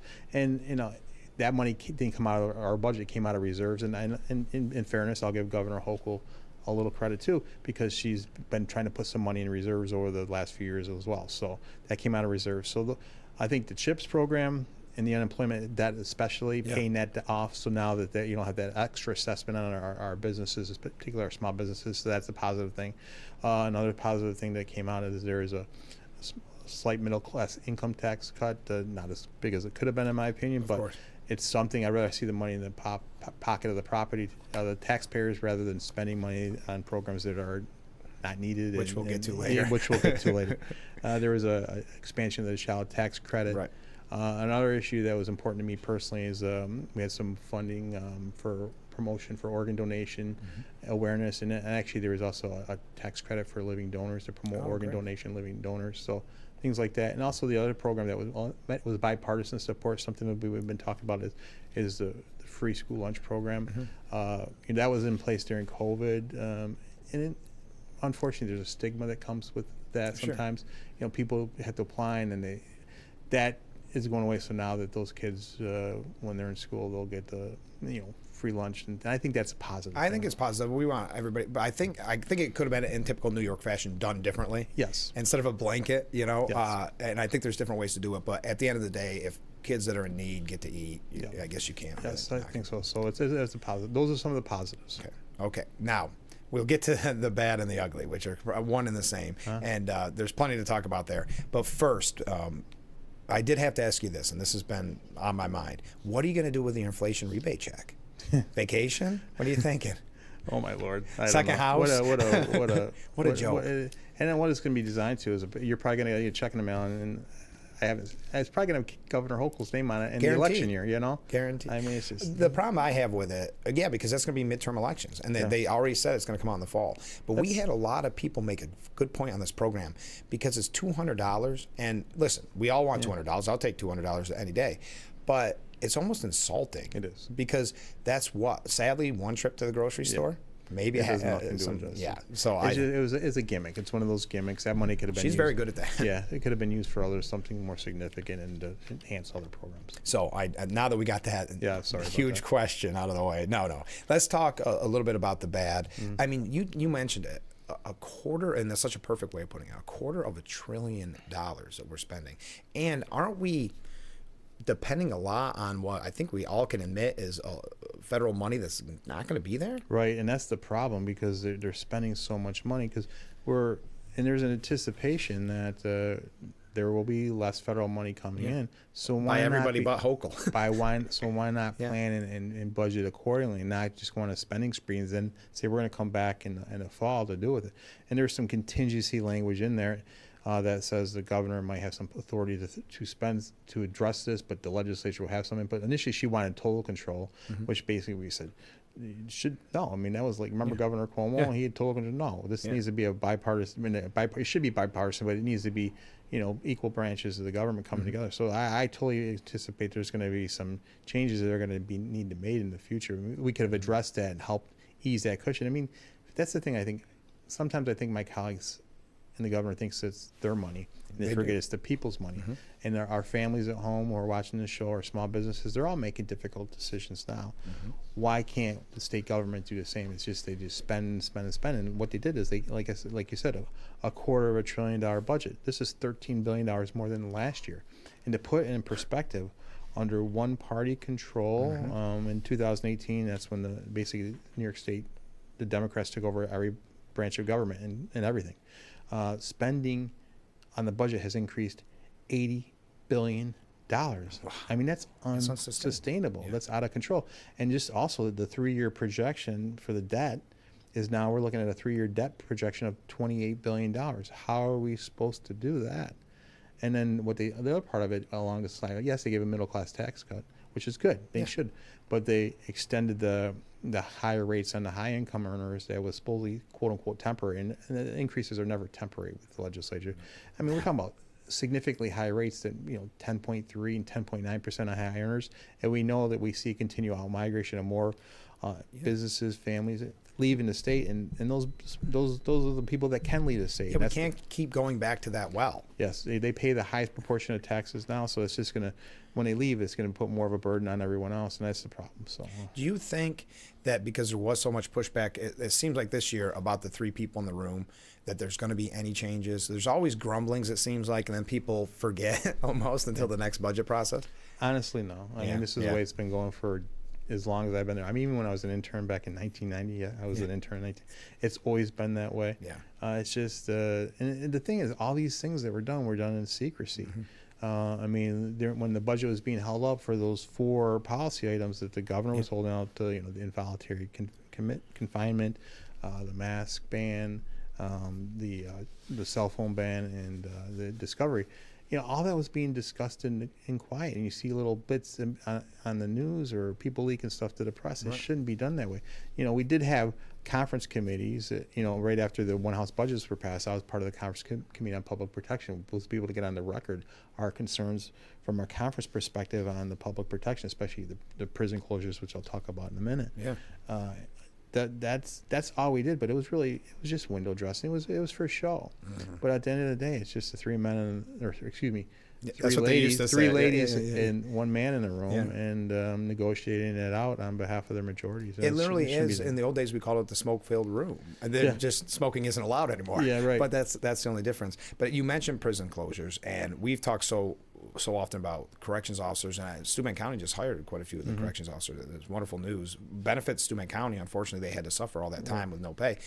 But isn't this another example of just the lack of respect for the people that are keeping us safe in the prison? In my opinion, 100% yes. I mean, and we saw what happened with our corrections officers with the protests. Some refer to them as strikes. I call them protests. Right. And what they were trying to do was highlight the concerns and challenges they had. When I visited the CEOs at Elmira, Groveland up in Livingston County, and 5 Points up in Seneca County. When I talked to all of them, this was never about money. It was about safety and quality of life. You know, the HALT Act, which we talk about over and over again. But the quality of life. They walk in for a 8 or 12-hour shift, and then they say, "Hey, you got to stay double time, triple time." Missing their we don't kids. care if you have vacation. We don't care. Yeah. Missing their kids' recital, missing their kids' ball game, things of that nature, and then. So they put the highlight, and like I always say, when people drive by Elmira Correctional Facility, they don't know what's going on there. They just know that the bad guys are in there, and they want them to stay in there, but they don't know the constant assaults and attacks that our corrections officers are going through on a daily basis, because they're record high level assaults, which is unacceptable, and no one wants to do anything about it. No one wants to address it. So then on top of it, the thing about it is when the governor put out her initial budget, right, there were no prison closures. Yeah.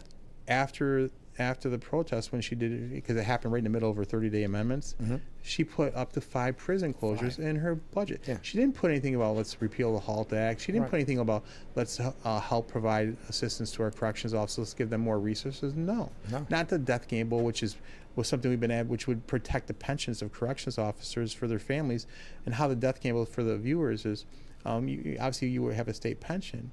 And when you reach your retirement age, you can retire. But if you decide to keep working beyond that because you want to stay, you want to continue working, if you were to die, your loved one would not be able to get the pension that you earned and secured.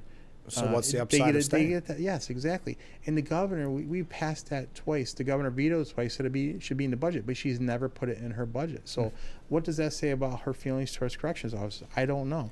And then so she puts additional prison closures in her budget. And the governor can close any prison she wants with 1 year notification. The way they've been doing it, we've closed 26 prisons since 2011. Wow. But the assaults and violence, whether it's inmate on staff or inmate on inmate, continue to rise to shocking levels. So she wants to close more prisons. We're talking about 3 with 90-day notification. That's just a slap in the face and an insult to these brave men and women who work a very dangerous job to keep us safe. Think about it, 90 days to your facility's closing down. Upend your whole life. Now you might have to drive 2 hours to work or uproot your family. That's not enough time to find a new school, a house for your family. No. It's wrong. It's just an insult, and it just breaks my heart. I mean, if you see corrections officers out there and their families, I mean, we paid attention to it because we saw the protest. That's when the outpouring of support for our corrections officers was amazing. I know how much they appreciated from talking to them for the community support. Just please, keep them in your mind and your prayers and say thank you to them. And then the governor goes and lays off 2,000 of them. Yeah. Fires them, not lays off, fires them. Yeah. And some of them Big difference. missed, because of an arbitrary deadline, missed coming back to work by a mere minutes. Some of them were on paid medical leave. Some were on approved vacation. Exactly. And they were being fired. Some people. Ironically, the family leave that she has touted, it cost some of these people their jobs. Right. Now, the only thing you are hearing is they're going to hire back some of those individuals, but how that's going to work? But for how long? I mean, they've been out without a paycheck for how long? Yeah, they're still being hurt. Exactly. Yeah. They're hurting. Why would they? Many are probably trying to find other jobs. I mean, like we were talking about how Steuben County has hired some of them. It's just wrong. It's just a complete. And it seems like, I know you were talking about one of the comments about the law enforcement, the hands tied. It seems like all the policies that we continue to pass in the state. I mean, I'll talk about the discovery.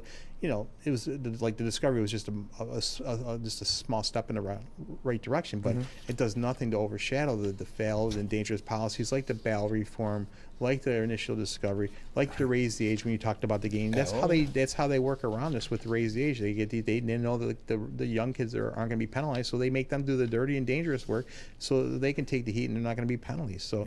I just think these prison closures, and what you're doing is jam more and more violent offenders into fewer facilities. I think you should space it out, and I think there's a lot more we can do on this issue. But closing the prisons, it will certainly devastate communities, whoever those places are, but we can do a better job on this. It's just wrong and just complete lack of respect. And I got to take a break, but what do you think about the new plan to allow 18-year-olds as correctional officers? I don't think that's going to solve the problem, and a lot of them is they're limited in their exposure and being there. So if they can't get directly involved, how's that going to help? And they also have, in one part is allowing for out of state, but I would rather we sent a letter, give these individuals a chance to come back if they want. And some were never going to come back. I get that. Yeah. I get it. They were at their burning point. But these individuals who want to come back, they should send an olive branch to say you can all come back, not have conditions on it like what you're hearing through the grapevine. On a perfect note here, don't forget about Dr. Coleman's Unity in the Community Rally, and this is to honor our corrections officers. That is tomorrow from 1 to 2 p.m. at Empire Sports and Event Center, downtown Elmira, corner of Main and Church Street. The event, of course, is free and open to the public. All right, we'll take a short break. Then we'll be right back with Frankly Speaking here on WYDC TV, Big Fox.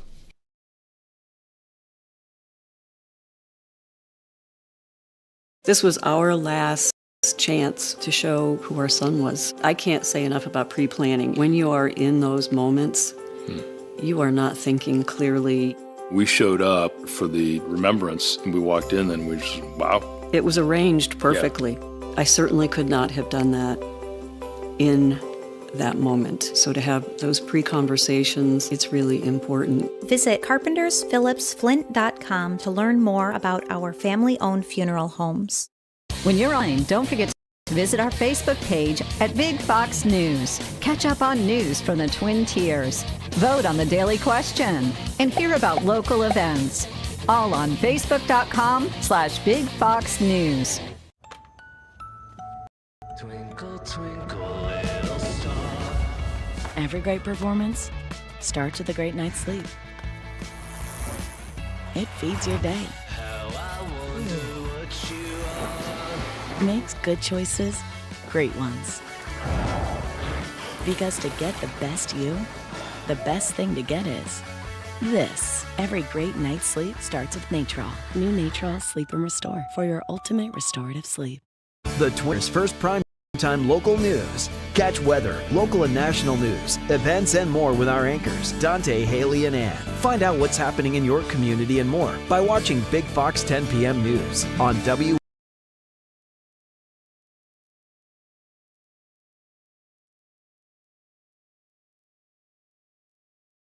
We are back with Frankly Speaking. That's our beautiful roof cam brought to you by Boss Security and Horsets. Contact them today for all your business and home security needs. And this is our Steuben County Office for the Aging segment of our program. Steuben County Office for the Aging, committed to maximizing quality of life, safety, and independence. And in the Hesselson studio, we have Assemblyman Phil Palmisano. So many great questions here with Fridays with Phil. So let's go to the first one. This question is for Phil.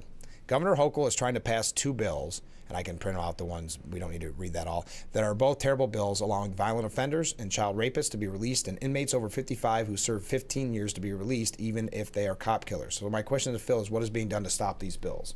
The one bill specifically at age 55, they call that elder parole. That bill has come through the corrections committee. I debated that bill vehemently in the committee. It's a terrible, terrible piece of legislation. For the viewers, just to understand how it works is, this bill says that if you have served 15 years of your sentence and are the age of 55, you would automatically be eligible for a parole hearing. Okay. Now keep this in mind.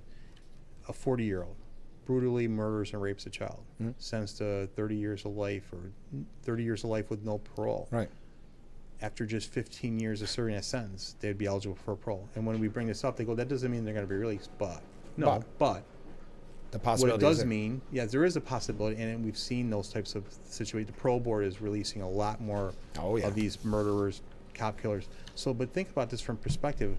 Yeah, maybe they don't get released, they get a parole hearing, but think about the family of that loved one. They have to relive that over and over, that experience, when they shouldn't have to. They should be in there for the rest of their life. And 55 is a young person. It is. And I mean, but only 15 years of that sentence when they're sentenced to 30 years in life. Yeah. I'll give you another example. We just, just solemn moment this year, this past week, May 14th, was the 3-year anniversary of the racist scumbag shooter that went to Buffalo and killed 10 people. That individual is 19 years old. Yeah. When the judge sentenced him, I'm paraphrasing, said, you should not see outside a cell ever again. Yeah. So, based on their legislation, he was sentenced to life without parole. And I brought this up in committee. Would he be eligible for parole for this? Yeah. Yes, he would be. Wow. There's another one. I'll tell you. There was in Schenectady. He was 39 years old when he was sentenced. He raped a child from the age of 11 to 18, impregnated the child. And this is going to be violent, what you hear, but it's real. Yeah. The child got impregnated. The baby was delivered. Slammed the baby into the ground. Killed the baby in front of the child. Wow. And got rid of the baby. Sentenced to many. Yeah. And the judge criticized. It said, "You'll never see it outside." This person has served 10 years of that sentence. This happened in 2015. This person has served 10 years of that sentence already, and will be eligible for parole in 5 years if this passed. Unbelievable. And then that young lady, she was 20 when she testified, would have to relive that horrible deed. What are they thinking? Again, this is the policies over and over again for the viewers. It's tipping the scales of justice in favor of criminals, as always, over public safety, over crime victims, and over law enforcement. It's just more misplaced priorities and dangerous priorities. So yeah. All right, another comment from a viewer. Good morning, Frank. Well, good morning, and good morning, Friday with Phil. Very glad you're here again, even though it's depressing to hear more ugly truth, especially from Albany. Yes, that's nice. How about this? Here's a question, Phil, a little off topic. Who do you think will run for governor? Who do I think? I who. don't know. Yeah, I really don't know. But I do know that the names being mentioned are certainly 3 very strong names. There's Elise Stefanik, Michael Lawler, and Bruce Blakeman, the county exec. My only hope is that we don't have a primary. Yeah, me too. Because we don't need to expend resources on a primary. We need to be unified going into that election, because we have to use those fundraisers, and those dollars need to be spent to go after Kathy Holga and her failed and dangerous agendas. So. And I hope they announce soon. Yes, that's the other thing. We have to get out there soon. We're a little bit late already, but yes. I can deal with it. But sooner the better. Hopefully that will be worked out, and then we'll have to get to a primary. But yeah, time will tell. That's above my pay grade. Yeah, that's right. But we're very fortunate that we got 3 people that being talked about that will be strong, very strong candidates, and can be Governor Hochul for sure. Well, and this is the first time it hasn't been asking you to run for governor.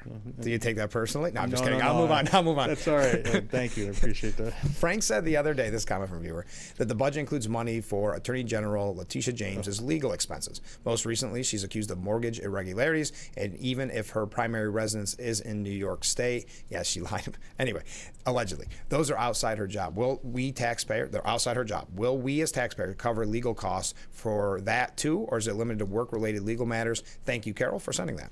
Yeah, this is when we say the good, bad, and ugly. I had this in my ugly time. Yeah, okay, so we're jumping ahead. There is a $10 million in the budget. Now, it doesn't specifically say Tish James, but it might as well. But I call it the Tish James legal slush fund. Yeah. Because it's $10 million that would be used to defend public officials from criminal charges if they're being prosecuted by or if it's coming from the federal government, because they think basically the Democrats are thinking that Trump's coming after these people for retaliation. And to think that she's got access to the money, the Governor Hochul might have control over who gets this, the Tish James might have control over this, and be able to use this. This is just, it's criminal. But I mean, if we're going to pay $70 million for Cuomo, what's another 10 amongst friends? Yeah, they don't care. It's just it's so sad. It's disgusting. It's ugly. So big bad and good bad and ugly. It's very ugly. It's definitely in the ugly column for sure. The bailout fund. Yeah. Okay, a couple other quick things. And by the way, I shouldn't have said anything, Phil, because we just got a text, Phil for governor. But just so you know. All right. Next up, we were talking about the bad. I do want to get to ugly. Tell us some more of the bad because we jumped out of order. I know you had a few more things. Fine. Well, I mean, I think when we talk about the amount of money we're spending, I just get discouraged because I've always talked about support for our most vulnerable New Yorkers. And I always think about the intellectually and developmentally disabled. Their quality of life and quality care is dependent on the direct support professionals who are directly related to providing that quality of life and quality care. And we were talking about inflationary increases, but many of us wanted to see a significant increase in their pay because so many of these individuals are leaving their places of employment, working for the ARCs and working for these human service agencies, and going to work at whether McDonald's or Burger King. Nothing is wrong with working there, but they can go make more money there to take care of their families. And I just think it's really sad and unfortunate. That money would have been better served. I mean, they put a slight bump in the inflation, but it wasn't nowhere, and they call it an inflation adjustment, but it was nowhere near the rate of inflation, which was higher. It should have been more like a 7% increase, 7.8% increase. And then you think about that, but yet they have a $700 million Hollywood film tax credit on top of it. I was just going to bring that up. And I say this, I bring this up on the floor all the time. I mean, some of the programs that have benefited from this funding is to have films made in New York or have programs here in New York, filmed in New York. One of those programs that have benefited from this, over to the tune of $50+ million over the years, is Saturday Night Live. Yeah. Now to the viewers, how do they start out their show every week? Live from New York, right? They're not leaving anywhere. Why are we subsidizing them? They're not. It's live from New York. It's not live from Saskatchewan. No. What are we doing?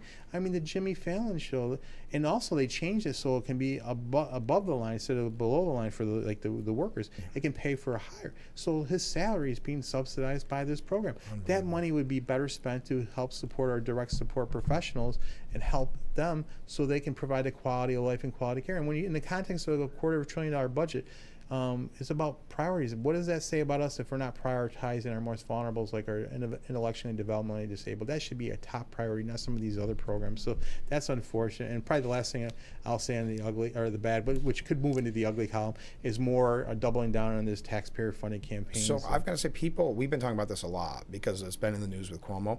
People, and I think you've had this, people still don't almost believe you. They think it's a talking point. Right. Because they said there's no way I have to pay for this candidate who I am completely opposed to, that I have to use my tax dollars to pay, not just even money. Right. And now you and I talked about this. Is going back to radio when this was first being discussed, and we said it's not going to stay. It's bad enough where it is, but it's only going to make it worse and worse, and it's going to go for incumbents, and it's going to help the incumbents. And we predicted it, and that's exactly what we saw. Well, right. And what they did is it was set up for only anything over $250. So if you got $251 from someone, you wouldn't be eligible for the match. It had to be $250 or less. Now they expanded. Said, well, if you get a check for $1,050, you are eligible for the $250 match. So they can get the bigger money from the other person, but then the other $250 to match. It just doesn't make any sense to me. I mean, say it's a $100 million program. It's going to be much more than that. And the other part of the problem with this is you created an entitlement program. Oh yeah. Once and I debated the election law personally during the budget. I go, let me ask you a question. So we have a multi-billion dollar, I said $20 billion budget deficit, right? If we have to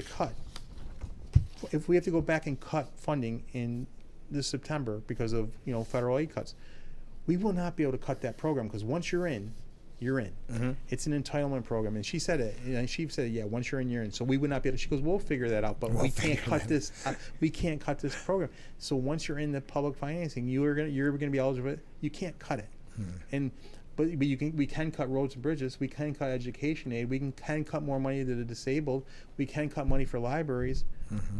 We can cut money for law enforcement, but we can't cut public finance taxpayer campaigns. And this is a terrible system. If someone wants to donate to you, it was an imperfect system, but If someone wants to donate you to, they can. If they don't have to. Now, basically, you're funding campaigns of everyone, whether you like them or not, who participate in the program. It's unfortunate. It's just a tragic waste of taxpayer money and more misplaced priorities. Get your last minute comments in because we're going to be wrapping up after this break, and we have a lot to get to, so we're going to have to rush through quickly. Stay with us. This is Frankly Speaking.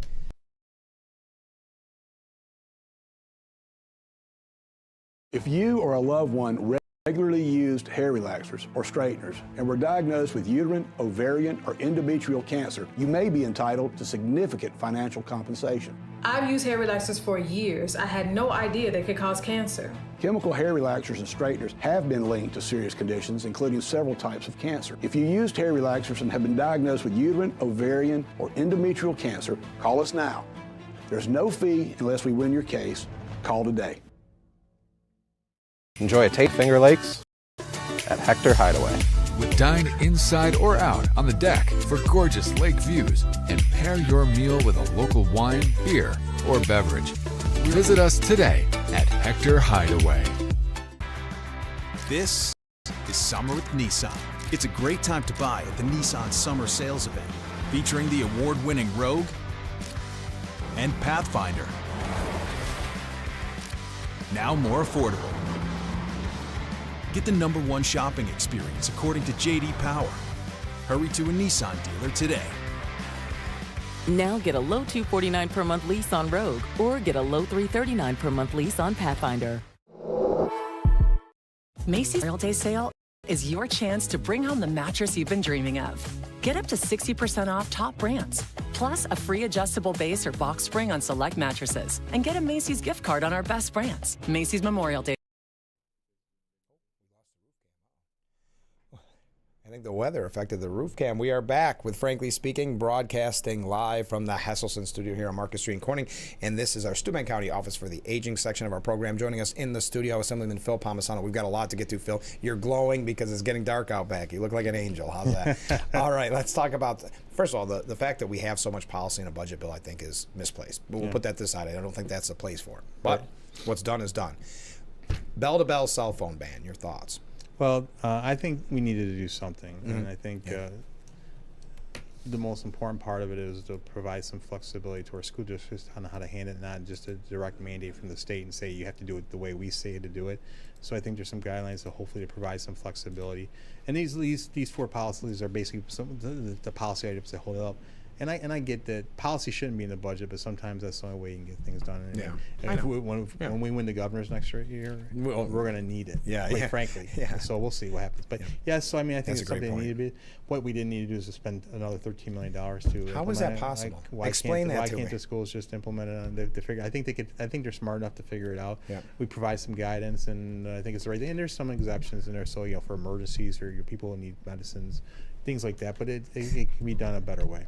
But that was part of it. Yes, I think we need to do some for sure. To be honest with you, I totally agree. But 13.5 million, no one understands it. We put it out there and explain. And how did they come up with 13? Yeah, and then New York City was saying it wasn't enough. Yeah, they never do. They never think it's enough. I know. A comment from a viewer, but not a question necessarily. So I believe that Congress has a $200+ million Congressional Accountability Act to cover their indiscretions. So why not take care of sweet Tish James, more of our tax dollars at work, right?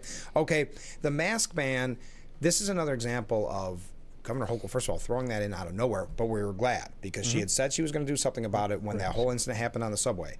So to put that in, but then again, she says she's standing strong for the public safety for voters, and it's always so weak at the end of the day. Yes, I mean it is. It was totally watered down. I mean, we've had legislation into this to get rid of the mask ban for a number of years.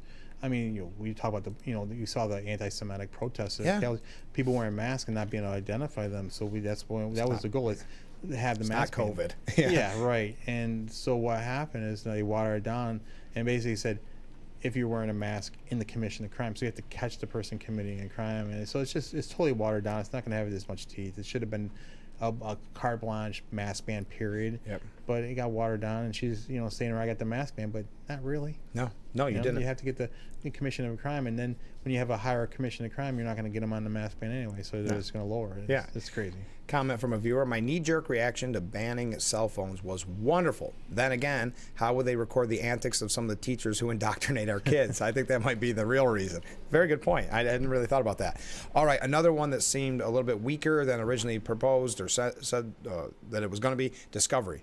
Yeah, and I mean, I listen, obviously, our counsel, our attorneys in there.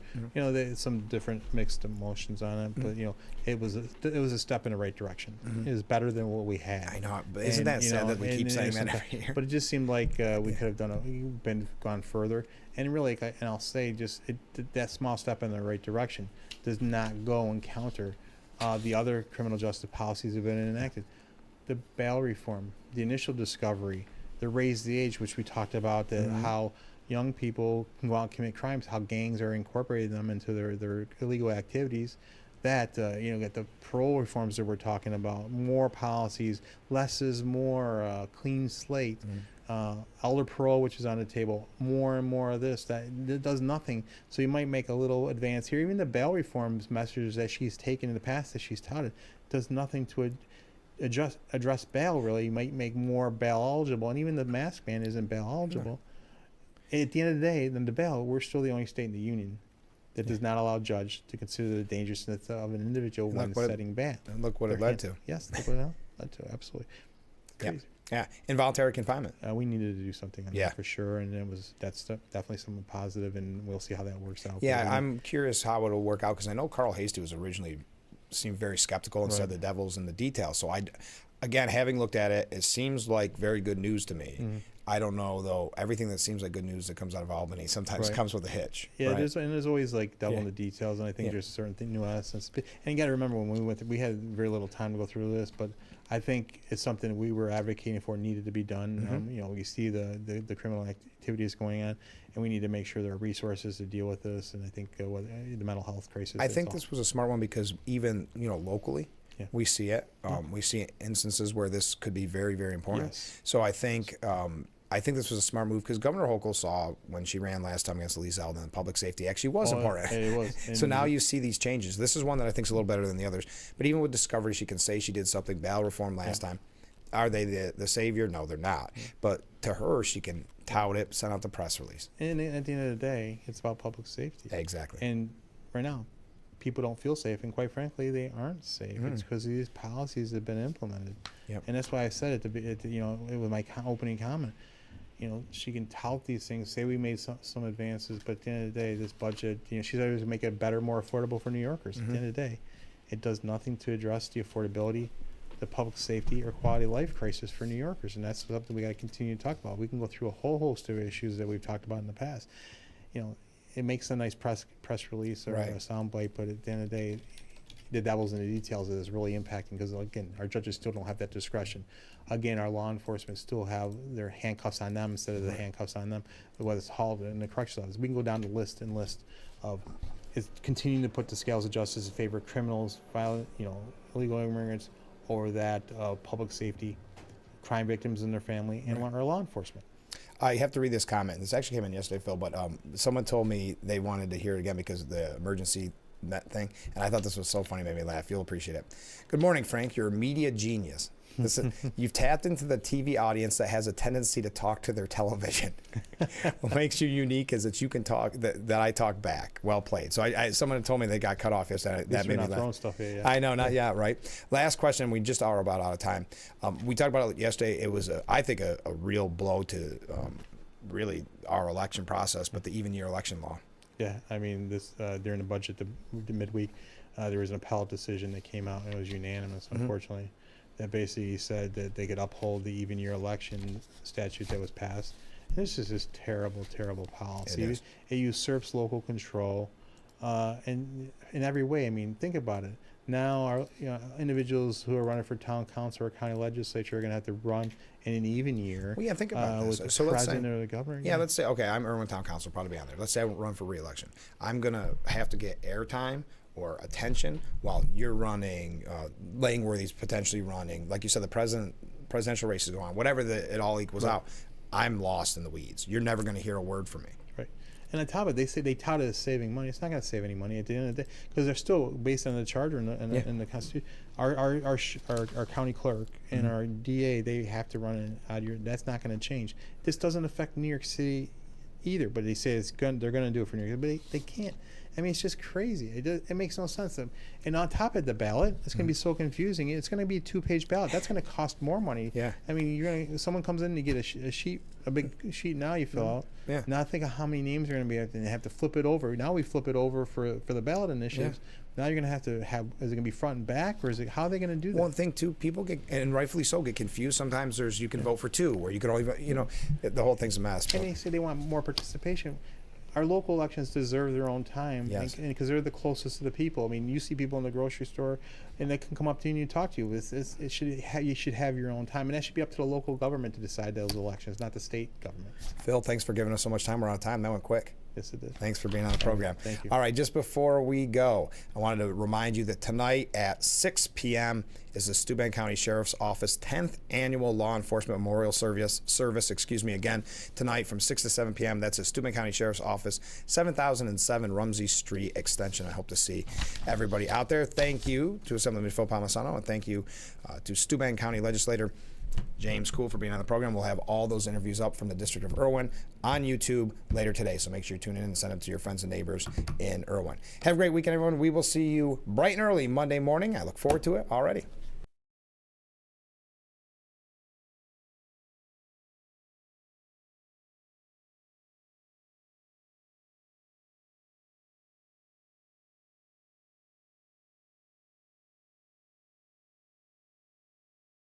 Isn't your overall wellness important for a successful and happy life? At Hesselson's, we continue to be your wellness partner with our new infrared and traditional rock saunas and introducing Hot Springs' new bigger cold plunge tub. You can try before you buy in Hesselson's newly renovated showroom. Hesselson's also has easy financing options with 0% interest up to 5 years. Let's create positive experiences in your wellness together, whether it's a sauna or a hot spring cold plunge. After 70 years, it's still fun to poke in the corners at Hesselson's.